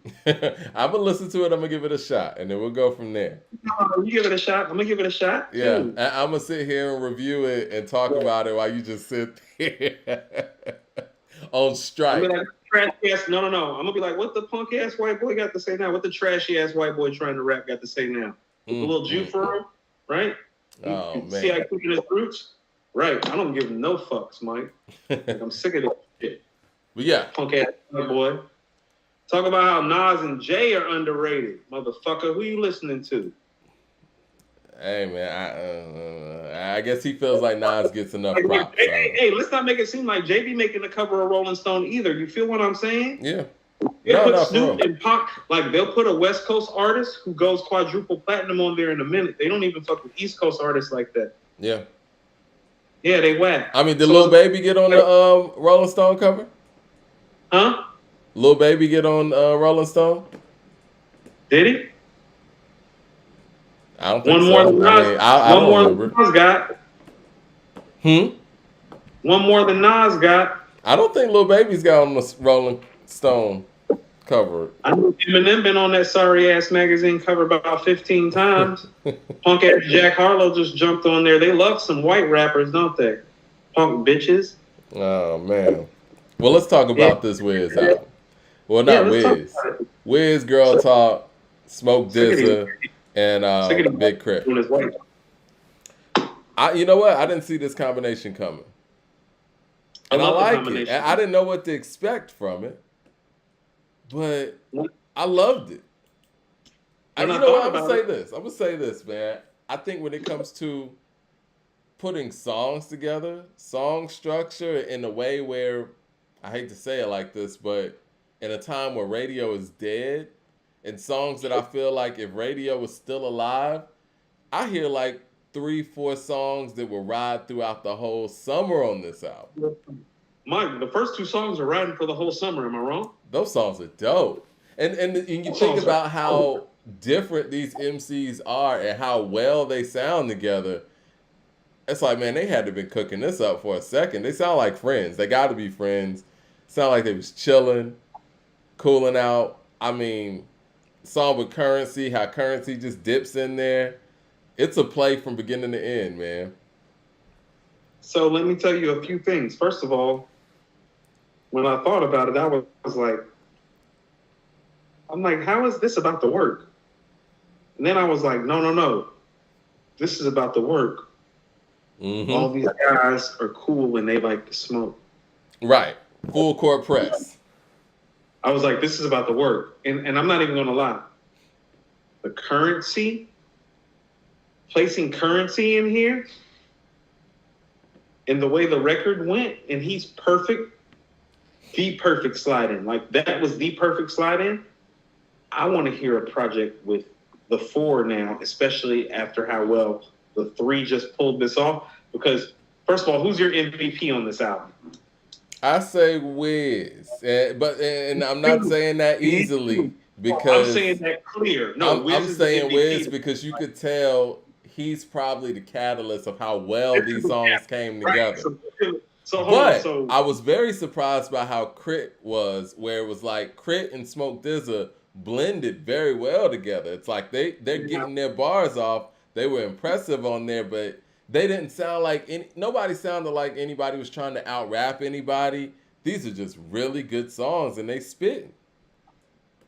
So I'm with you. I feel like Wiz is the MVP and the catalyst of this. Doesn't it feel that way? Mm-hmm. Doesn't it feel like the project kind of centered around Wiz a little bit, but in a very subtle way, and everybody, you want to know what this is like?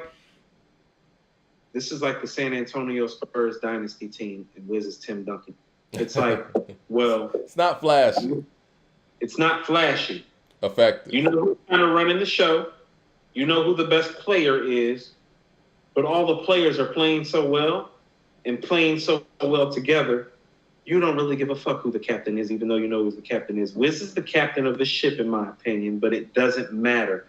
Those are the things that sometimes great championship teams are made of. Like, you remember the Detroit Pistons teams? Mm-hmm. Like, really didn't realize Chauncey Billups was the leader of that team until they got to the finals. Right. Like, you didn't know who the leader was until they got to the finals. It's like, oh, Chauncey's running the show. He's pointing at Rasheed and Ben and telling them where to go. He's telling Rip it's like, oh, he's the one running this show. You really don't realize he's about halfway into this album. It's like, oh, Wiz is the one running this show.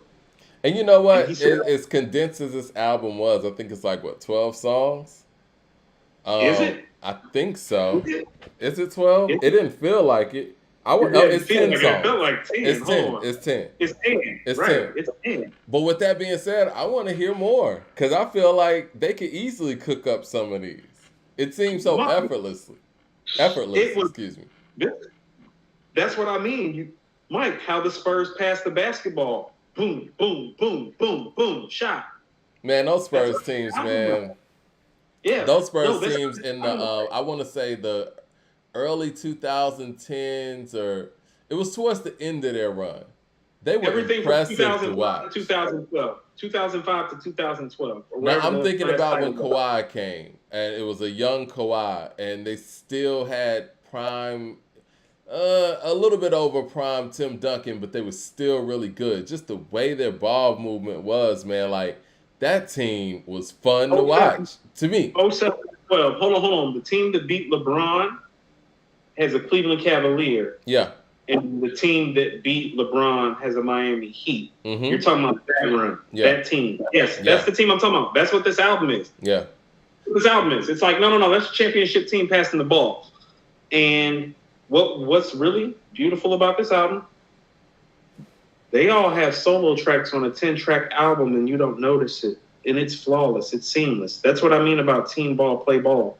It's like, well, Wiz is the star, but just like with the Spurs, it's like, well, sometimes Ginobili take over the game and go get 20 in the fourth and win the game for you. Yeah. Sometimes Parker gets in the paint on the pick and roll and you can't stop him with his little drop shot and his teardrop all game. That's how this album plays. It's like Wiz is the star, but at different points, it's like Dizza takes the ball and runs extremely well. Like he can be the captain of his own team, much like Tony Parker. Same thing with Crit. Crit is kind of like Manu. It's like you never know what you're going to get, but it's like, damn, you can give him the ball and tell him to run, and he can run his own team. Like all of these guys are Hall of Famers, independent of each other. You put them together and you realize it's like, well, they're all Hall of Famers, but none of them are really first ballot Hall of Famers except for Tim, and that's why it works. Wiz is the closest thing to a first ballot Hall of Famer on this team, but there's all Hall of Famers on this team. Yeah. That enables the team to play ball. I think Wiz has always worked well with others anyway, and I think all of these guys are really great teammates, and I didn't realize, I know Smoke Dizza has a lot of joint projects out there, you know, the one with him and Pete Rock, but I never really looked at Big Crit as a team player in this way, so I'm really impressed with how he handled this. I mean, for me, I thought he was an outlier because he's such a solo artist. He's the outlier, and I'm going to tell you what, one of the more special moments on the album is where he goes on the solo mission, the fly the coop. Yep. Okay, so that's Crit doing what Crit does as a solo artist, but fitting it into the format, sound, stylistic, and aesthetic-wise of what the team is doing, and that's what I'm talking about this project working. When I heard that joint with Crit, I'm like, oh, that shit snaps. And that sounds like a Crit joint. I'm like, but it fits in this album. He picked this joint to make sure that it went with this album. Nice job, Crit. Yep. Because Crit's the one that you would worry about being the team player on this. He's the one with the most individual work. Yeah. Wiz and Booker have collaborated frequently with others extremely well. Because, you know, I mean, he's a producer. You know, he produces his own records, you know, similar to Cole or whatnot. So, and that's why I'm not a big fan of his solo material either. I like him as a producer. Let me go to the super chat real quick, and I'll follow up with that. Jay Short says, Wiz kicking it with white boys for summer rap. And Man Nan says, what about Paul Wall and Terminology's album? Got to check that. Y'all keep putting us on this stuff. Hold on. Paul Wall and Terminology have an album together? You talking about separately? I think separately. I don't think they got an album together. Right. We'll check on that though. But yeah, I like Crit as a producer actually. More than I like Cole as a producer personally. Because I think his production style fits him. Mike, neither one of them are David Banner, so it really doesn't matter. Really? I think that Crit is. Now, I don't think Cole is. I think, what? I think if Crit got more placements, he could have a Rubber Band Man out there. I like Crit's production. I do. Where? When? Name the songs, his mixtapes. Crit was here? Nah, man. He doesn't have Mike. This is what I mean when I mean producer. Like a pimp made Lil Flip a star. This is true. And Rubber Band Man made Tip a star, honestly. Yeah. Thank you. Yeah. And before that, a lot of people don't know this about David Banner. David Banner, once upon a time, was in this group called Crooked Letters because they're from Mississippi. Dope. They released an album called Gray Skies. David Banner wasn't even the lyricist in the crew. But about David Banner's production, $10 million deal to do production and albums. Cole and Crit ain't never fucking had it like that as producers. Period. Internet artist repertoire ain't nobody ever heard Cole and Crit underground shit and been like, here's $10 million. They did that shit for David Banner. That's a different game now. It's a very different game now. Mark, it's a better producer making the beats is what I'm saying. Crit and Cole ain't like that as producers. Banner is. That's why he got 10 mil to be an artist and a producer. And them niggas never got offered 10 mil because they don't make beats dope like that. Now, listen, J. Cole does have high power in his catalog, right? Producing for others. Now, Big Crit, I don't know, man. I like his production. But I feel you. What did you say J. Cole produced? High power for Kendrick. We comparing that to like a pimp? No, I'm not. I don't think Cole is on par with David Banner. We weren't tripping here. No. I don't think Cole as a producer is on par with David Banner, but I do think that Crit, there could be an argument made. No, I don't think so. And also, too, personal level, sat courtside at a Hawks game next to David Banner once. Really nice guy. Yeah, really David Banner's cool people. But yeah, really nice. This project is dope, and I would like to hear more. And this is a combination I didn't think that I would ever need, but it came together really well. But again, like you said, it really speaks to how well Wiz can direct things. Because a lot of this stuff sounds like, Wiz's vibe. This is Wiz's direction. Yeah. Like, don't you feel like Mind Blown and Put You On is Wiz setting it off and setting the album up for success? Don't you feel that way? The first two records, don't that feel like Wiz to you setting the album up for success? Yeah. Now it's the GOAT with the super chat. He says, who are y'all top fives from 2010 until now? I got Lupe, K. Cole, Benny, and Drake. And I hate Drake. Who are your top five from 2010 until now? It's a pretty big span. Well, Nas has to be in there now because in that time he's made Life is Good, KD1, KD2, and Magic. So that's 4 great albums in a 10-year span. I think he's the only rapper in that span that can say that. Well, Kendrick could say that. No, he can't. He can, man. Kendrick got 4 great albums. No. When did he say? 2010. Let's find out when Section 80 came out exactly. Because it might Section 80 was... Hold on. No, I'm sure the people in the chat could tell us. Pull up when Section 80 came out and get some specific dates. July 2nd, 2011. All right. So okay. Section 80. Yeah, so we got Section 80. We got Good Kid, Mad City, To Pimp a Butterfly, and Damn. So Kendrick and Nas are in there. Yeah. J. Cole's in there. We're going Cole. So that's 3. I think Conway. I think Conway the Machine. I'm okay with that. I wanted to hear you say it and not me. Because apparently, including for MF Doom. Hold on, what did the MF Doom fan says? Like, MF Doom is our Conway. Who, like, yeah, like Conway's your guy. Like, no. Conway's better than all these motherfuckers. Right? like not named Nas and Cole. He's put together some really, really dope albums in the past 10 years. I give him that. Like, Conway got the projects in ways where Benny has shown us flashes, but not as consistently as Conway. But I wouldn't be mad to even consider Benny for this. I think that, I don't know, man. I think Benny's expectations, at least for me, might be slightly unreasonable. Nope, Gibbs is closer to this status than actually Benny is. If we're I'm fine with Gibbs being that fifth spot. Because Gibbs has Pinata, Bandana, Alfredo. Benny don't got 3 projects like that. That's fair. Conway's got Reject 2, God Don't Make Mistakes, From a King to a God.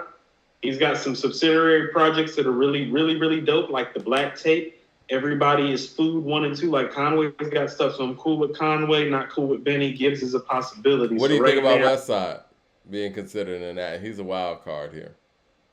He would be the wild card because he might have put together the best series of songs in this. How about this? Nobody probably has made doper songs in the last 10 years collectively than Westside. A lot of that has been about how he's accumulated and assembled the talent, like on some like Phil Jackson type shit. You know what I'm saying? Right. Like the assembly of talent versus the songs that he get. It's like I told you, Mike. I mean, like, just Stove, Benny. Like, who bought you Stove, Benny, and Conway? Well, that's Westside. And so when you're hearing some of their best stuff, some consideration. Right, Armani. You know what I'm saying? Who bought you Armani? Yep. Rome Streets. All these people I heard for the first time on his projects. Right. So most of these people who are like, you know, they're like, Griselda got next. It's like, well, I heard them all on Westside's projects. You know, I mean, Mike, Pray for Paris, Gibbs, Joey Badass, Tyler. Who did Tyler said reinvigorated him to rap? Westside. Westside. And now he's Rapper of the Year.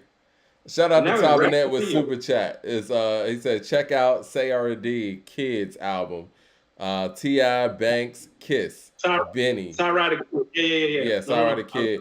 All right. He said T.I. Banks, Kiss, Benny, Ransom, Raekwon, Big Crit features. The album is crazy. He says it's dope. We're going to check that. Yeah, we got to review that next then, too. Blue Collar the Hustler said there's no way Cole sells what he sells and touches the fans. He does not be, and not being a good producer. All the platinum albums with the majority of self-produced music. Well, we do have to give him credit for that. Do you think he's just that great of an MC where people just kind of ignore the production to that standpoint? Absolutely, unequivocally. And not only is he that dope, he was the only dope rapper around for a few years, sans Kendrick, that people knew about. So his production mattered very little. He's not a top-notch producer. People need to stop talking that way. That's why his albums haven't slapped like that, is because he's done most of the production. As soon as he stops doing all of the production, starts doing the rapping like he's been doing for the past year and a half, what we're going to have is a whole nother conversation where we can viably say, this motherfucker is a better rapper than Kendrick Lamar, because we all know bar for bar that he is, but album for album, he hasn't proven it. Go prove it. Stop rapping over your own. Who you think's the better producer, him or Eminem? It's him, and it's not even close. J. Cole? Yes, Cole. He's not a good producer. Yeah, I think the moment of clarity. Hold on. Cole is a good producer. He's not a great producer. Eminem is not a good producer. Cole is a good producer. David Banner is a great producer. Okay. Alchemist is an all-time great producer. An all-time great MC should call him to get some tracks from him, seeing how he just rhymed over one of them on Johnny P's Cat. Yeah. Right. Yeah, definitely. And Alchemist has shown us that he can do it all. I think he's putting that nugget out there that he wants to work with Jay if Jay wants to work. And I think that Jay should work with Alchemist. I don't think there's anywhere else to go unless you're going to work with Kanye. Both Jays need to work with Alchemist, Mike. Cole and Z. Exactly. Cole and Z. Both of them. And speaking of Jays, we got a super chat with Jay Short here. He says, I feel like we rank J. Cole higher based on what he represents rather than his actual output. He has no classics, respected, but not a go. And you know what? I've said this before too. When we talk about his individual albums, I think I've said this before too. And not, huh? Forest Hills is a classic. Okay. I'm gonna go listen to that, this weekend. I love that album. I remember I loved it when it came out, but it's not like it's one of those that I go back to. Look, if we keep it all the way real, I think that all 4 of Kendrick's albums is better than Forest Hill Drive. Is that fair to say? I think Section 80, I think Good Kid, Mad City, I think To Pimp a Butterfly, and Damn are better. I mean, that's just my opinion. January 28th, it's yours, apparently. No role models. I don't know if I can save it. So this is my problem with To Pimp a Butterfly. Oh, that's where you're going? No, it's not better than To Pimp a Butterfly. That one's off the table.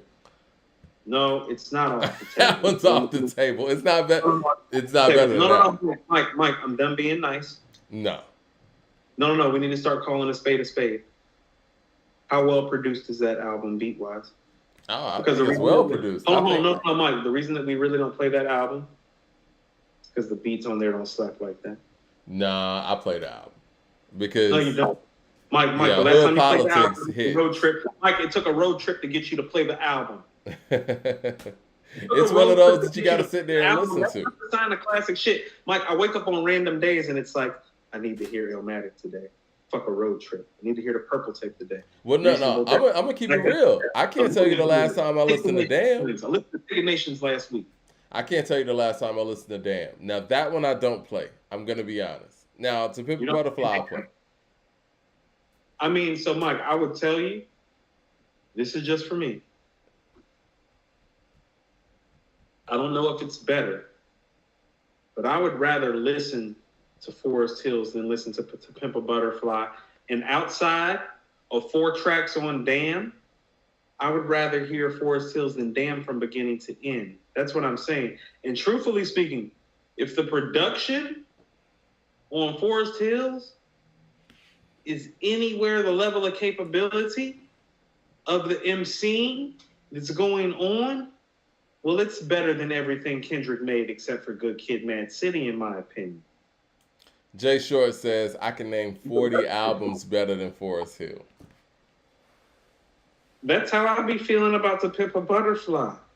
Nah, man. They made a whole podcast about To Pimp a Butterfly. Right. Y'all be talking about the piece of art on the wall that don't nobody play though, Mike. Okay, so hold on. Let me show y'all something about To Pimp a Butterfly right quick. Go ahead. We just had a top 10 rap album conversation earlier where Reasonable Doubt and Ready to Die didn't get in. Okay?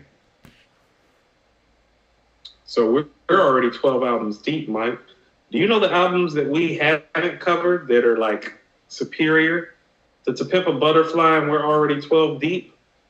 That's what I'm saying. Like, it's not what you think it is. We 12 deep on this greatest rap album of all time list. There ain't no Kendrick Lamar album making the top 20. Pimp a Butterfly is not a top 20 rap album. It's The Pimp a Butterfly better than Beat. It depends on who Because you when you're saying that, hold on, I want you to listen to the 12 albums I'm about to name to you. You tell me where To Pimp a Butterfly fits. Just think about the albums that are missing when I'm saying this. Well, I have Illmatic, Aquemini, The Purple Tape. It Takes a Nation of Millions, Doggy Style, Paid in Full, Enter the Wu-Tang, The Low End Theory, and Life After Death. Mike, we haven't covered Criminal Minded, By Any Means Necessary, The Greatest Adventures of Slick Rick, Radio by LL Cool J, Midnight Marauders. I'm just going before. Can we step into the modern era, though? Because some people would say, like, yo, that's ancient stuff. Let's step into the modern era, though. Here's where I got you, because we're 12 albums deep, Mike, and here's where I'm about to hit you with the Pimp a Butterfly. Only West Coast album we've touched is Doggy Style, Mike. We haven't gotten to The Chronic 2001, Straight Outta Compton, Niggas for Life, Death Certificate, and Niggas for Life. Now we at 18, because you're not about to tell me that To Pimp a Butterfly is better than those West Coast albums. All Eyes on Me, book 1 for you, 7. Now we at 19. Stop making it seem like To Pimp a Butterfly is like this. It's not even, it's barely, Mike, To Pimp a Butterfly is barely a top 10 West Coast album. Respectfully, I think a lot of those albums are they're 30 something years old, which doesn't. I'm just saying. If we're talking to somebody who's in the modern era, right? You know, at least compare them with things that came out around it. No, if you're alive and listening, Mike, you're not about to tell me that To Pimp a Butterfly is better than Death Certificate or America's Most Wanted, because it's not. I mean, it's 30 years old. Mike, this is about music, and you have I understand that. No, so it starts with the quality of music. Now, would you like to line up the best 7 songs on To Pimp a Butterfly and put them next to Cube's best shit on America's Most? Again, it depends on who you ask, though, Coop. If you're talking to somebody who was in their primitive, if you talk to somebody who was in their impressionable years when those albums came out versus somebody who was in their impressionable years when To Pimp a Butterfly came out, you would be surprised in what you hear. It's different. And there's not 7 songs on To Pimp a Butterfly that even hold like that. That's why I'm saying like that. Like, so you're talking about how much a dollar cost doesn't hold, Hood Politics doesn't hold, Black of the Berry doesn't hold. Black of the Berry doesn't hold. Hood Politics and how much a dollar cost does. Black of the Berry doesn't hold. People will tell you that. Come on. All Right doesn't hold. No, it doesn't. These Walls doesn't hold. Come on. Mike, you talked about these records that you're talking about, they do not resonate like the shit on Lethal Injection and Death Certificate in America's Most, and you know it. No. Hold on. Yeah, you know, To Pimp a Butterfly is better than Lethal Injection. No, To Pimp a Butterfly is better than Lethal Injection. Oh no, I'll give you a Lethal Injection. They ain't better than Death Certificate. Hold on, Mike. Let's just have a quick conversation. Let's keep it West Coast right quick. Is it better than The Chronic?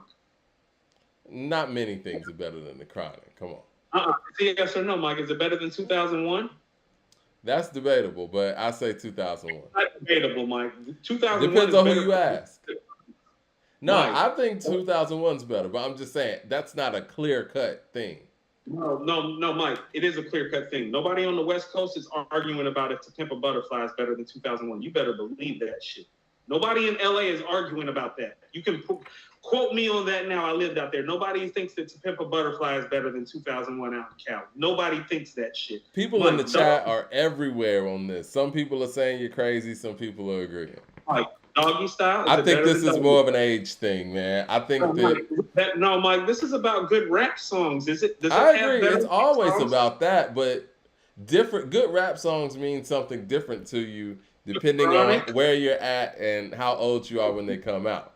Right now, we're at The Chronic 2001 and Doggy Style. Have you heard an album that To Pimp a Butterfly? Is To Pimp a Butterfly better than those albums? Is it better than America's The Chronic, Most? Doggy Style, America's Most, 2001. America's Most, Death Certificate. I'm gonna be perfectly honest. Let me just go with my personal views, right? I personally like To Pimp a Butterfly more than America's Most, but not more than the Death Certificate. I don't agree. I don't agree. I think that's I think that's the best way to position these, time lapses, because it's really difficult to say because the game is just totally different. It's hard to quantify it outside of just personal, listening pleasure. I don't know. Okay, so is The Pimp a Butterfly better than the documentary? I think so. How? I think that musically it's better. I think lyrically it's better. I think that the way it flows is better. I think Kendrick's just a better MC on To Pimp a Butterfly than the game is on the documentary. He is. He's a better MC, and that's the only thing that's better about To Pimp a Butterfly. The song sequence is better on the documentary. The production is better. The records are better, and they've lasted longer. Mike, on To Pimp a Butterfly, this is what I mean about how people have to start really rating stuff properly and why I don't hold To Pimp a Butterfly that high. And this is just me personally. As far as West Coast albums are concerned, Mike, give me The Chronic.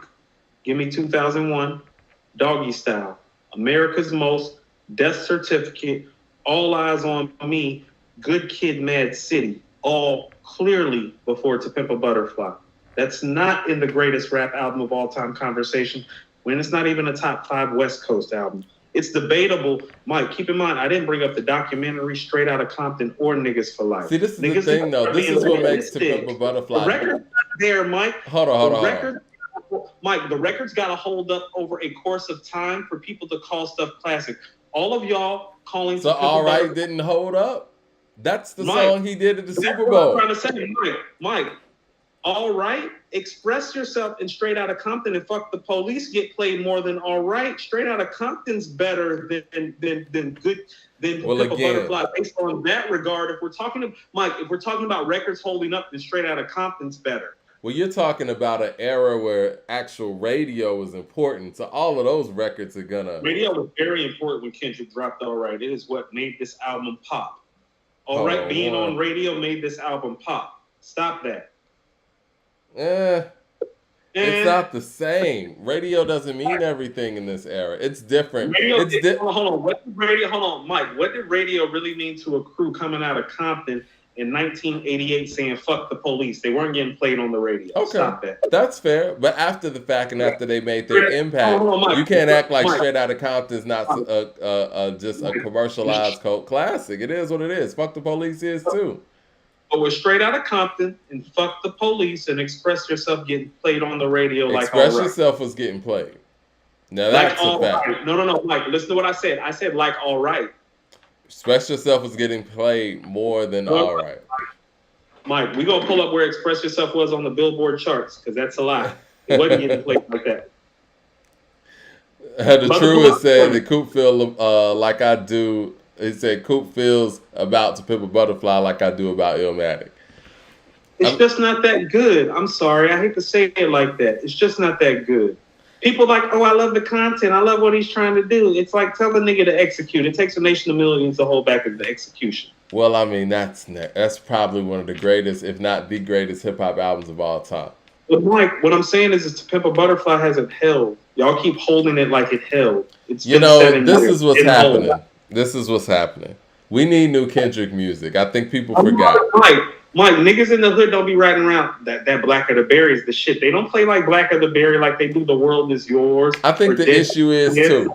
I think that the issue is too that album's not really a. Hold on, let me finish. That album's not really a West Coast album. You know what I'm saying? And when we talk about West Coast hip hop and him being a West Coast hip hop artist and a catalyst for the West Coast, To Pimp a Butterfly is not really a West Coast stylistically album in the way that even a Victory Lap is. Someone said that To Pimp a Butterfly is a textbook 4.5 mics. To Pimp a Butterfly is a textbook 4.5 mic album. I can get with that.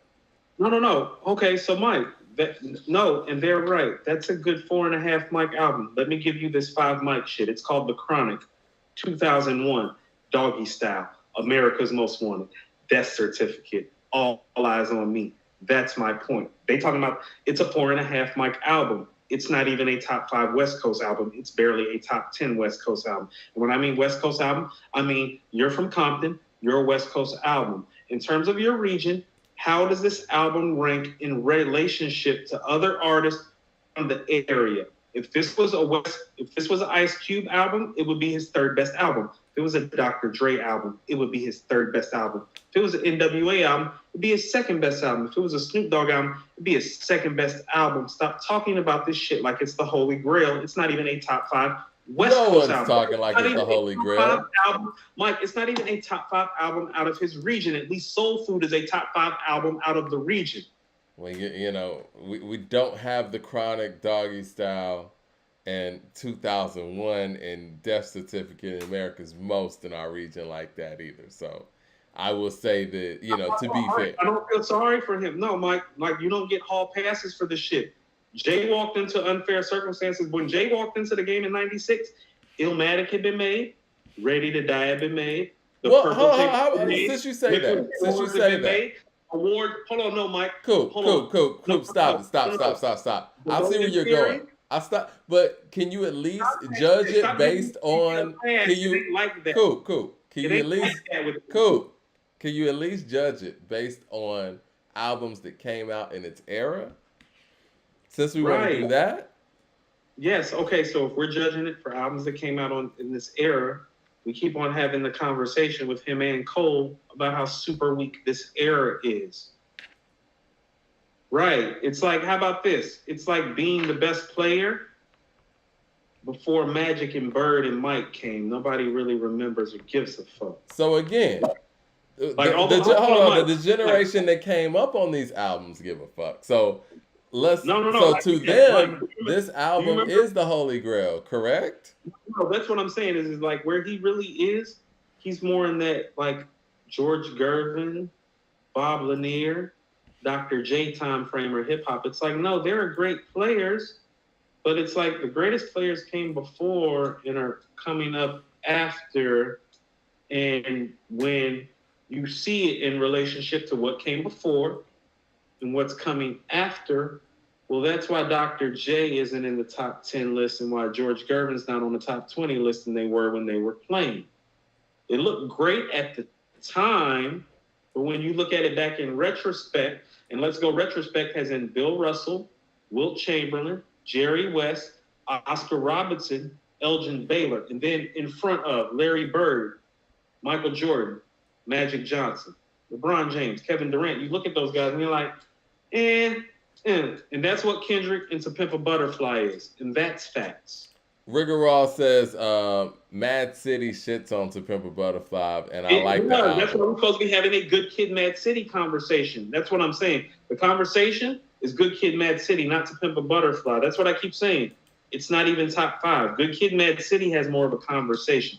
Mike, listen to these albums: The Chronic, 2001, America's Most, Death Certificate, All Eyes on Me, Niggas for Life, Straight Outta Compton, Good Kid, Mad City. To Pimp a Butterfly is not better than those albums, Mike. Historically, song-wise, the only way that it is better is him lyrically. Like, that's it. It's not better. It's not better than any of those albums. Niggas on the West Coast will tell you, they not playing To Pimp a Butterfly before any of the albums that I just made. Quote that. They not.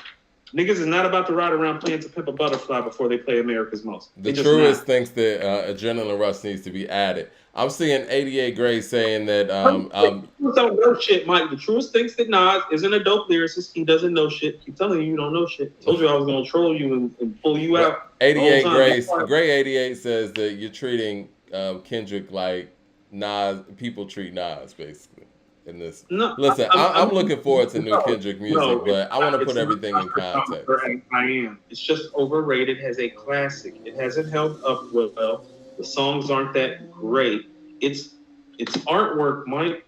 Put it on the wall. It's cool if you want to put it on the wall, except for you're not supposed to put music on the wall unless it's a platinum plaque. I love the record. Mad Max says To Pimp a Butterfly is not even Victory Lap. I think the thing is, man. Not really.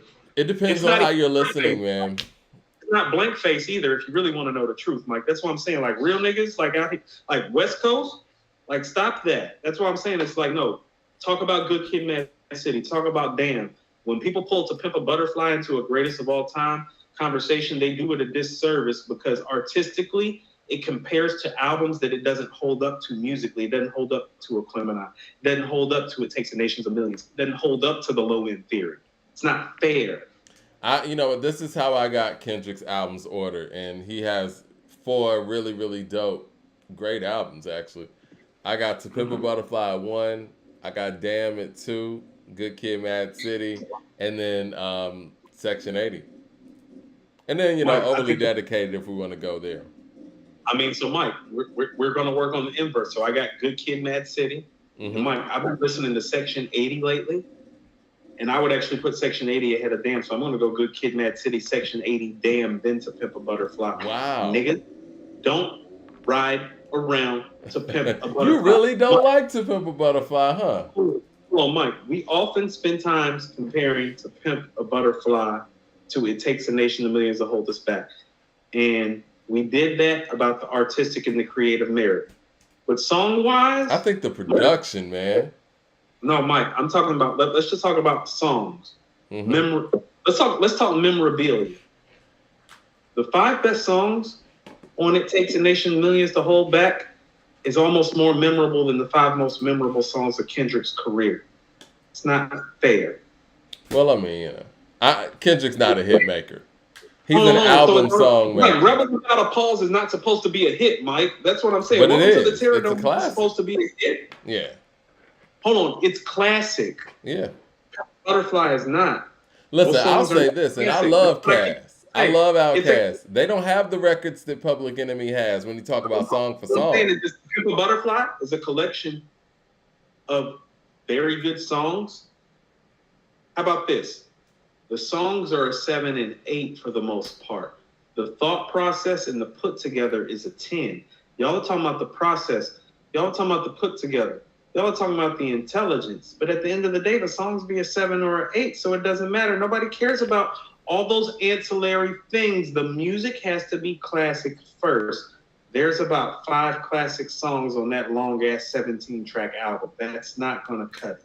Andre Shashir says Victory Lap is hands down better than The Pimp a Butterfly. Dre, I sent a message to Dre and asked him to start joining the lives and gave him the time. Dre's up in here. What up, fam? They said Cooper's on one today. Look. I am. It's been a long day. But I mean what I say, though. There's not 5 classic records on To Pimp a Butterfly. There's not. Money Trees is tough, man.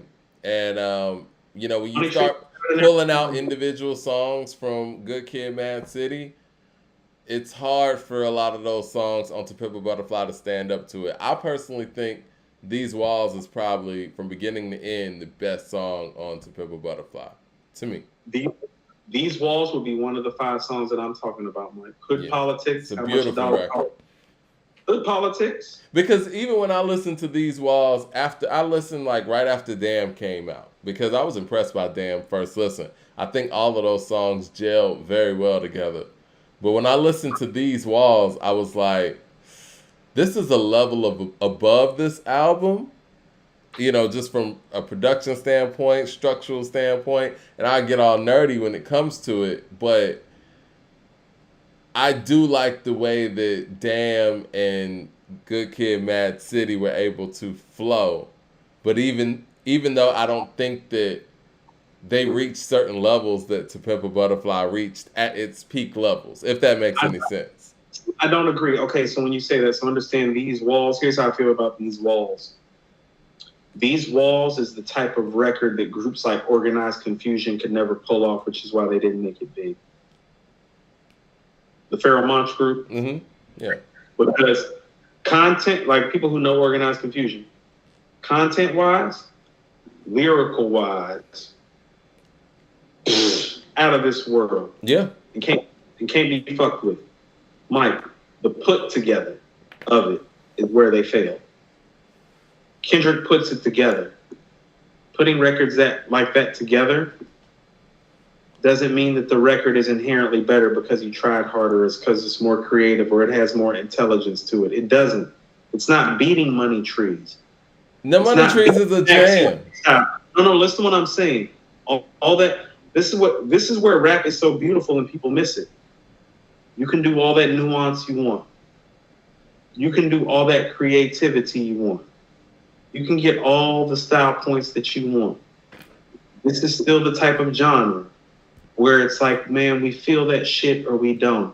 Yeah. And we feel Money Trees, Mike, and we feel Money Trees and Backseat Freestyle, and we don't feel These Walls like that. And that's the part of this conversation that people are failing to realize when they talk about Kendrick, when they talk about Pimp a Butterfly, and when they talk about the placement. Because if we're talking about Mike lyrically, aesthetically, creatively put together, well, To Pimp a Butterfly is put together better than all of these albums, except for maybe All Eyes on Me in 2001. Does it feel that way when you listen to it? No. This is the thing, and the way you feel about To Pimp a Butterfly in that way is kind of the way I feel about Good Kid, Mad City. I always thought that, to some degree, it was, I don't want to say overproduced when it comes to how fluid it is, but it sounds like they were trying in ways that on Damn he wasn't. It just kind of flowed like that. You know what I mean? I think Damn is a good mixture of both of those albums. It's a learning thing. You get that a lot of times. You know, I know it's not technically his third album, but you get that a lot of times when people get on their third major label effort because they got certain things from the first album. Second album, they tried certain things, they know it didn't work, and they basically know what people liked from those first two, and you get a good mix of all of that in the third. And I think that's what Damn is. But yeah, I feel what you're saying. You know, as far as like To Pimp a Butterfly being might be too concepty, maybe to a point where, and I don't know if it's the nerd in me that listens to To Pimp a Butterfly. There's no passion in To Pimp a Butterfly. There's no hunger in To Pimp a Butterfly. It's so well crafted and so well thought. It's like, well, are you hungry? You ever just hit the mic? Mike, you know this. There's no Mad City on To Pimp a Butterfly. Right. Yeah. No, listen to what I'm about to say. Don't Chuck D sound hungry as a motherfucker on their second album? Yeah. Don't sound like Mike. You know how Chuck D sounds when It Takes a Nation of Millions. You know what I'm talking about. Even on the third album. Even on the third album. So that's what I'm talking about. Kendrick sounds hungry on Damn though, but it sounds like he understands that To Pimp a Butterfly didn't connect to certain people. You don't think he sounds hungry on Damn? The only time he sounds hungry on Damn is on the best mic performances, lyrically speaking, which is DNA, Element, and Feel. You can tell when he is feeling it. Everything else, and here's where the balance comes. Well, he's putting stuff together like Loyalty, Love, Duckworth, but he's spazzing like he did on Good Kid, Mad City, Element, Feel, DNA. It's the blending of both because one probably didn't get him the notoriety that he thought he was going to get, which was Good Kid, Mad City, and the other one didn't get him the street cred that he thought he was going to get. Damn is the mixture in between the two. But what I would tell you is that people still feel that guy that made Bitch Don't Kill My Vibe, and Real, and Backseat Freestyle, and Money Trees. And when you make people feel you like that, that never leaves them. As much as I love those songs. You can make all the To Pimp a Butterflies you want. That shit do not matter once you've made people feel you the way they felt you on Good Kid, Mad City. It don't matter. Listen, as much as I love those records you named, I do think, and I love Money Trees. I've always felt like Jay Short said in the chat, I think that there are some elements of Good Kid, Mad City that sound forced to me. It sounded like he wanted to make a classic. Dre knows how to make a classic, and they did. It was like textbook, let's get 5 mics. And there's nothing wrong with that. But like you said, sometimes, and I feel like I could see how To Pimp a Butterfly is similar in that vein, more so on the musical end. I think that Damn was the one where he just kind of just let loose. And really, it was really a real solo mission. Lyrically, where he let loose the most, because when I talk about his mic performances, I specifically bring up Element and Feel. Mm-hmm. You know what I'm saying? Like, because that was the first time that I had really seen him give off mic performances where I was like, oh, best rapper alive type verse. Best rapper alive type verses. So I want you to the album that made you write the article. You said the Kendrick's top 10 when the album came out. Mike, most of what made me say that is like, okay, so I came to Cali the summer that you dropped Section 80. So I already know what you did in the streets. That's live. That's one of those things, Mike, and I've been fortunate. I've seen a lot of dudes' movements that has been notable in history. Like I've seen Game's movement and Kendrick's movement out on the West Coast. I was lucky enough and just fortunate in life that I moved to Cali the year the documentary dropped. I happened to be in Cali on vacay when Section 80 dropped. I seen the shit live in Cali and in LA and in SoCal. Shit's legit. I was here right when Jeezy shit was happening and was leaving. You know what I'm saying? And Tip shit. Like those 4 dudes, like I saw their buzzes live and in person, sometimes like in the venue, you know, down here with Jeezy shit. Like, so those are the types of things that legends are made of. So his legend is real, and it's valid. I've seen it for myself. I will also tell you this, Mike. I've only left work a few times for music events in my life, and one of the few times was when Kendrick was down here right before Good Kid, Mad City came out. It was real like that. That's what I'm saying. I was in Cali when he dropped Section 80. I was out there that summer. When I found out he was here about a year and a half later, I mean, Mike, I'm in my suit, and I was like, yeah, I'm out. Kendrick's in town at the Tabernacle. Gone. You know, this is no Good Kid, Mad City buzz. When Good Kid, Mad City comes out, Mike, I'm 30.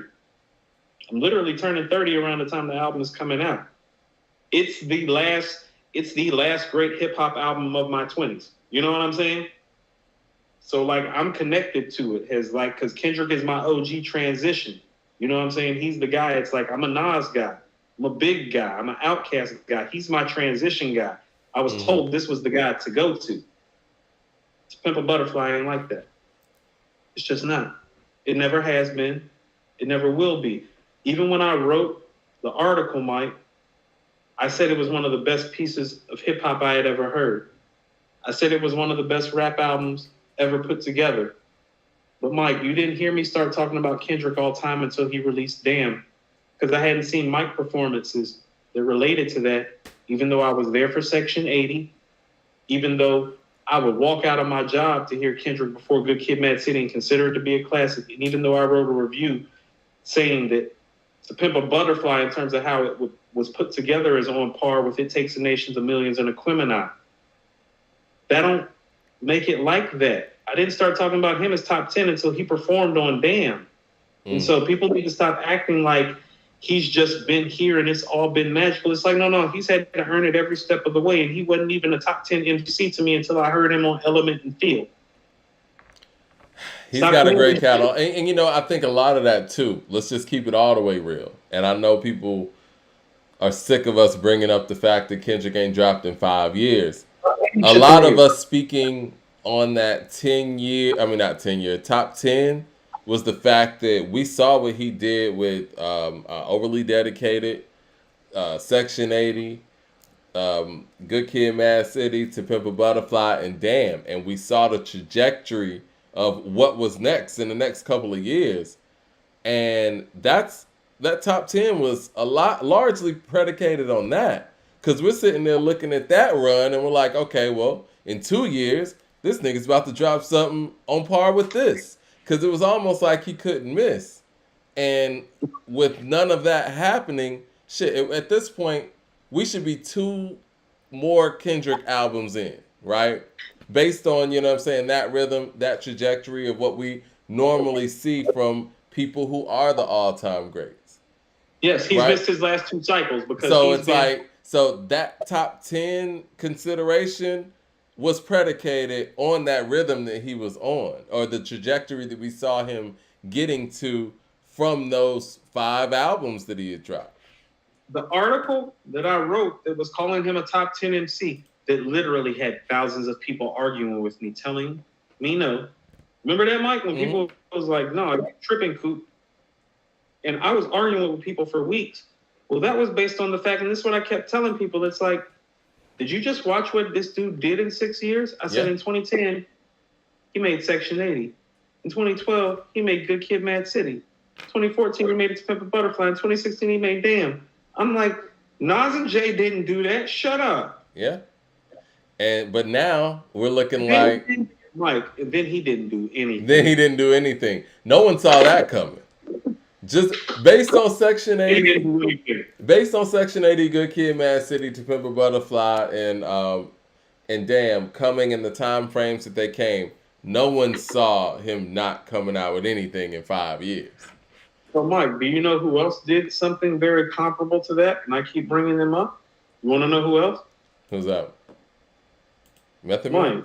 No, Mike. You know where we're going. We're going to Rakim again. Yeah. Rakim. Yeah. 4 albums, 6-year span, and then a disappearance. But here's the difference. When one guy left, One guy was clearly the greatest MC of all time when he left and his group broke up, as you keep astutely pointing out. Mike. The game changed. And the game changed too, but damn all that, Mike. Go pull up Rakim's tracks from those first 4 albums and go pull up Kendrick's tracks from his first 4 albums and tell me that Kendrick's even a top 20 MC. Well, I think the bigger difference is here too. No, definitely. I think the biggest difference here too is the fact that Rakim and Kane and those guys came in such a primitive stage in the rap game. They came in during a time before there was even a rap game, before you could even say that you would have a career as a rapper. So it's very different. How did he come along? So how did he come along in a time when you can't even have a career and have these records, and he still has a better career and track record than you in a time where it wasn't even feasible? That's what I'm talking about, where it's like, well, let's rate him properly. Yeah. If we put him on that Rakim curve about the disappearance, well, Mike, let's go ahead and talk about Paid in Full, Follow the Leader, Let the Rhythm Hit Him, and Don't Sweat the Technique. And let's see where he really stands, because what you're going to find is he don't stand up too well, because Rakim in those 4 albums made more classic shit than he's going to make in his whole career. Are you talking about songs that stand the test of time? Yes, I agree with that. Jay Short says that he thinks that Lupe made To Pimp a Butterfly a few times. Rigor Ross says Lupe made Royce leave his mic in his corner and retire. Oh, Lord, how do y'all bring Royce into this? Mike, I got to hold on. You want to know it? First of all, and I've said this, Royce, you've been making me look bad. I picked you. And whoever said that is right. You ain't picked up no mics and been clutching no mics. Whether you was ripping microphones up. I have it documented in our 2020 yearbook how you were ripping microphones up in 2020. Yeah. There's not as much microphone ripping going on in 2021 since Lupe did that. It's been a lot of talking. Nigga need to get outside and start rapping again. We don't hand out hall passes around here. I know he watches stuff like this too. I don't care if the nigga like it either, because I know how testy he can be too. Like, nah, nigga, I put my cards on you. I went on live in front of thousands of people, and your ass didn't even rap. Mike, take your ass to work and rap. You rap for a living, nigga. Before we get out of here, man, Ryan Gillum, man, shout out to you. I don't know if you were in here earlier, but we talked about that Wiz, Smoke DZA, Big Crit, and Girl Talk album. That shit is fire. And we want another one. And we talked about it, so you can hear it in the rebroadcast. Let's get up out of here, man. We like 3.5 hours in. Oh, hold on. I just want people to understand this. Like, you do understand Rakim's first 2 albums? Mm-hmm. He made Eric B. as president. Boom. I Ain't No Joke. Uh-huh. Melody. Paid in Full. Follow the Leader. Mm-hmm. Microphone Fiend. Lyrics of Fury. Mike, what am I missing? I Know You Got Soul. You're also missing Move the Crowd. Right. Yeah. So, Mike, right there, that exceeds Kendrick's career right there. In terms of classic songs. Right there off Paid in Full and Follow the Leader. Hudson, do you really want to count the Black Panther soundtrack? No, man. First of all, does he have a song on there? Mike, we need to start calling something, because we make a lot of like sports references. I want to start calling these bad songs mid-level exceptions. Okay, so the Black Panther soundtrack, stop bringing these mid-level exceptions into these conversations when I'm talking about Paid in Full and Follow the Leader. Rakim had a better career on his first 2 albums in a time where rappers didn't even have careers. Yeah. Then Kendrick had the entirety of this time, and that's why we on that ass. Rakim didn't even come up in a time where you could have a career like that, and he made sustainable records on his first 2 albums. On albums, Mike, they're not even 10-track albums. How is this guy making more sustainable music than you 25 years before you in a time where rappers don't thrive in making more sustainable music? Well, you're not who you say you are then. And if you are, bring your ass outside and prove it, because everybody is out here proving it, except for you, apparently. Cole's out here proving it. At least Drake is trying. Pusha T is here. Aren't you with Pusha T on Nostalgia? 2010, 2011, your run? Right. Pusha's about to drop a whole nother album. You're on Push's first album. Kendrick's on Pusha's first album. Pusha's dropping his 4th album. Blue Collar Hustler, what was your super chat? He said we missed it. Say your super chat again, and we'll get it on before we get out of here. No, I mean it's his turn, and I think what's happening with Kendrick right now, all jokes aside, I think that he is overthinking this part of the process. I think that those records aren't coming together well, and I think as more time has passed, he's put even more pressure on himself to basically, drop something that is worthy of being in his catalog. And at this point, man, you can't even think about that. You just gotta drop, man. Like, that's it. Have some fun with it, because that's one thing that we haven't really heard from a Kendrick Lamar effort in a minute. We haven't heard Kendrick really have some fun with it. Have we ever heard him have fun outside of Section 80? Briefly? In Good Kid, Mad City? Briefly? Yeah. So, like, stop taking yourself so seriously. You're not Rakim. That's what I keep on saying. Have some fun, man. Even Rakim has some fun. Keep on bringing Rakim for comparison. What he say on I Ain't No Joke, which is how Paid in Full starts off. Even if it's jazz or the quiet storm, or hook a beat up, converted to a hip hop form. Right. Write a rhyme and comedian. Every show you see me in. Deep concentration, because I'm no comedian. Like, he was serious about it because he was coming out in a time where the seriousness, where you had to lay your claim to that. Like, what does Kendrick lay claim to? I'm asking all these questions because it's like, people are like, y'all hating on Kendrick. I'm like, nah, his run's not better than Rakim's run. He didn't leave this run the way Rakim did. He hadn't had the impact Rakim did. Why y'all treating him like Rakim? 88 Gray is right. Wild Freestyle, J-Rock song. He had fun on that. I don't even feel like he had fun on the Baby Kim record. I think he was trying to do so much. Like, just have some fun. You can spit, man. Like, you can. So I want to say this, and this is why I'm saying this. Where it's like, well, he came around in a time where it was okay to have fun, and he got really, really serious, which is fine. But it's like, well, you don't have no records that people really enjoy like that. Like, Eric B. as president is fun to listen to. I Ain't No Joke is fun to listen to. Microphone Fiend, fun to listen to. Like these records are dope and they're intense, but they're fun. And it's like, stop taking yourself so serious. When you're very serious, though, the pressure's there. But when you're making fun records, it's not as much. That's what I'm saying. So, Mike, on Section 80 and Good Kid, Mad City, he's making a lot of fun records. No fun records since. Deal with the pressure better. But, like, you're not that dude. He's not that dude. Well, you know what? As we've seen from Jay-Z's career, and even Nas, man, like, you have to be ready to take this in, and you have to want this shit. You got to want to be the best. And it sounded like he wanted to be the best, but, the pressure seems like it's getting to him. I never bought it, Mike. I told you Jay Electronica has the better verse on Control. That was all. Well, why would he even say all those things if he didn't mean that? Mike, for the attention to get the pub, and then he got the pub, and then he went away. That's what I'm saying. It's like it's a lot of funny things with how he moving going on. People acting like it's okay. It's like, no, it's not okay. You want to know what else is not okay, Mike? Taking 24 years to make a sophomore album while everybody is running around like you're a classic hip hop group. You're not a classic hip hop group. I would like to, Mike, before we go, I would like to highlight some of the things that Talib has been saying about his boy Most. I've heard Mineral Mountain is a beast of a song. You and I have heard the snippet. It sounds like a monster of a song. Yeah, it does. They could use a monster of a song, because you want to know what they don't have? They don't have a catalog for niggas to be running around talking about these niggas the way that they do. Okay? Mm-hmm. First of all, the group catalog is one album. The album is great.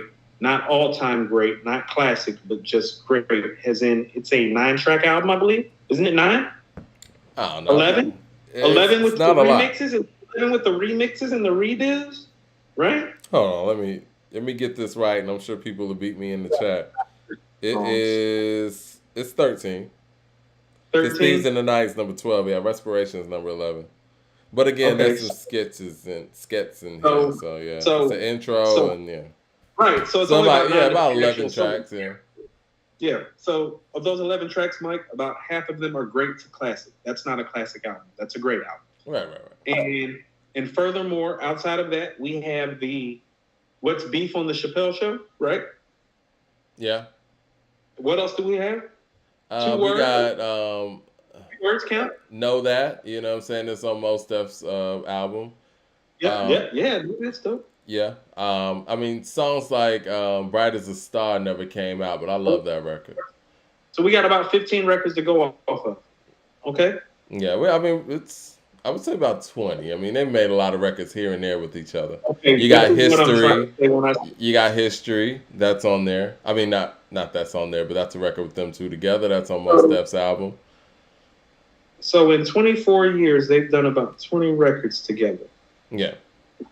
Mike, how many tracks are on the Low End Theory and Midnight Marauders? 15 and 16, right? Yeah, man, they've outdone that on there. Yeah.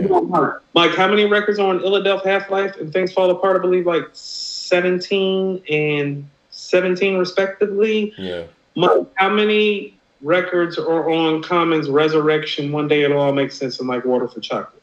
Oh, man, Mike, how many tracks are on Black Thoughts EP? Mike, how many tracks has De La Soul done post 1995? I mean, you could even say in the 2000s.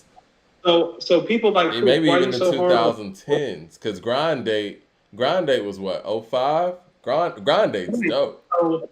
So I say this to say people like Coop, you being so hard on people since you've been doing this, like you trolling and you don't respect things the way you used to. It's like, no, fam, I'm honest and I'm offering you the lens of something that's real. If you were to rate the Roots after 15 to 20 tracks, you wouldn't listen to them anymore. Because if you were 15 to 20 tracks into the Roots catalog, you would be about 3 or 4 songs into Do You Want More after Organics. That would not be enough to get you to buy in. Yeah. Okay? If you were 15 tracks into Tribe's catalog, Mike, you would not be calling Black Star shit classic.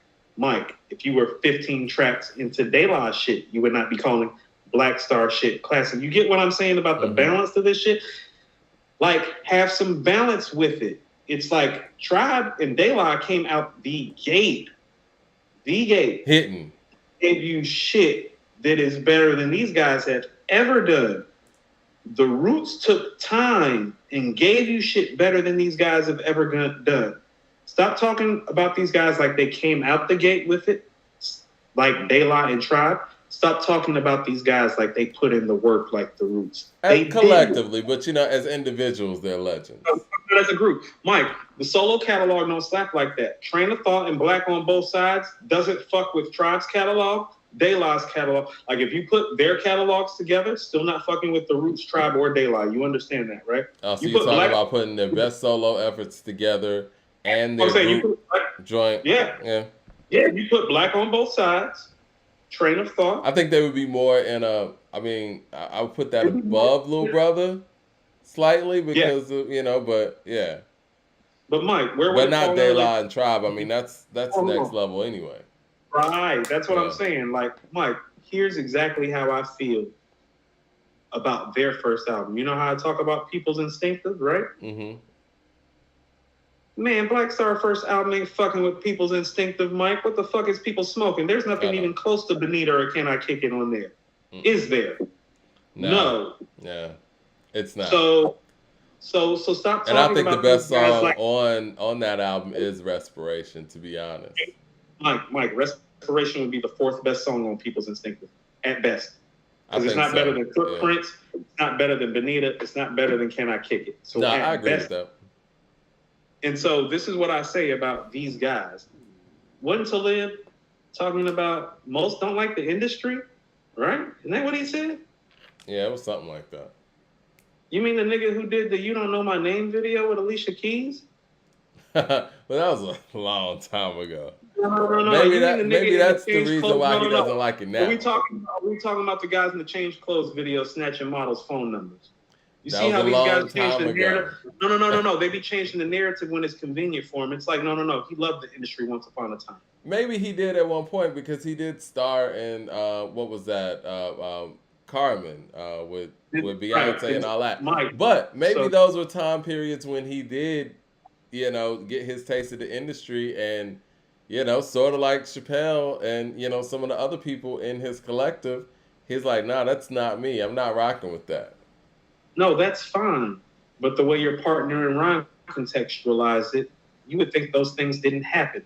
That's what I mean about their 24-year gap and why I'm not giving out no hall passes. They pop up later like they weren't trying heavily to play this game. They don't like this game because they didn't win at this game. I think this is the thing. Then this is the part that's problematic, right? Most of like the game because he didn't win at the game. You the same nigga from the "You Don't Know My Name" video, you know what? model numbers in the Change Clothes video. I disagree with you. No. I disagree. He wanted just like Mike. He's no different than Jay and Nas. No, I disagree with you. I think that spot that Common maintains right now, I think that was wide open for most. I think he walked away. No. Listen to me, Coop. Listen to me. I think that maybe he thought he wanted certain things, and then once he got into a position, he was like, you know what, this ain't me. I don't want it anymore. I think that what has happened, he walked away from the game, but the part that looks problematic is the fact that his other half didn't, and it's like Talib even talks about having to chase Most down to do these Black Star songs, and I think that's a problem. Like, it should never be a situation where you're a group and you got to chase your partner down to do something. If it's like that, don't worry about it. Like Big Boy handles this Andre 3000 thing. I'm not going to chase you down to do records with me. You know what I'm saying? Like, if you don't want to do it anymore, I'll do my thing and we'll just keep it at that. No, that's why I want to document it. So stop. So the fans need to stop treating these guys like they're some sort of hip hop torchbearers. They're not. They can barely get together to record material. You got one dude saying, well, he don't like the industry. I'm like, no, that nigga was in the Change Clothes video snatching models' numbers. Talk to your boy. You're not going to let him get away with it. No. You niggas need to get on the same page. Mike, do you remember the whole me and Black Thought about to drop the album and crush the industry? Remember when Most was saying that shit? Don't trust these niggas. He was like these. Like people be thinking because they put a backpack on instead of some jewels that you can trust them. It's like, no. They flaky like Jay flaky, like Nas flaky. That's what I'm trying to say, really. These niggas ain't no better. There's no difference between the flaky shit that Jay and Nas have done with their career and the flaky shit Talib and Most been doing, except at least Jay and Nas go to work and give you their projects. Black Star don't do that shit. If they drop a classic album, Mike, it'll be their first one. 24 years after we first heard them. And so, I do remember Soulmatic says Most project with Manny Fresh sounded amazing. I forgot he was going to do an album with Manny Fresh. I forgot all about that. You want to know why? You want to know why you forgot? Because there ain't no fucking songs of weight to go off of that say that you should pay attention to. It never happened. Yeah. Like, no, where are the songs that they're saying you should pay? Mike, you understand? We pull up here and we still talking about Jay, even though he ain't made shit in a long time because, well, he's Jay. He's done the work. He's put in the work. Yeah. Right. What type of work have these guys put in that Black Star deserves this coverage? I want somebody to name 7 classic songs from Black Star. Because we can go down, Mike, right now, we can name 7 classic Outkast songs, Wu-Tang songs, Tribe songs, De La songs, Mobb Deep songs, Root songs. Mike, we can even get the EPMD if you want. Like, we can go Run DMC. These niggas ain't got it like that. Stop treating them like they do. This record that I heard might be dope. This album might be classic. If they do, it'll be the first time that they've made a classic album together. Because between the two of them in 24 years, we have 2 classic albums. We have Train of Thought. We have Black on Both Sides. And those albums are barely classics. Barely. Yeah, it depends on who you ask, to be honest, yeah. Barely. Yeah. But, all right, let's get up out of here, man. We're going on damn near 4 hours. Yo, if you hadn't gotten the yearbook, make sure you go get the yearbook. You guys basically put it together. Me and Coop were just the vessel. So these conversations were totally documented. And the link for that should be at the top. And I know it was 2 prices there. We're going to go in there, Amazon, and change it. But the one that's more is the one that's in color. And the one that's less is the one that's in black and white. Hey, you want to know who they are? Like, Miss Fat Booty, to me, is better than The Light, and You Got Me. But don't nobody know it, because you ain't been here to let the record live. You got to be here to let the record live. Got to be here to let the record live. Right.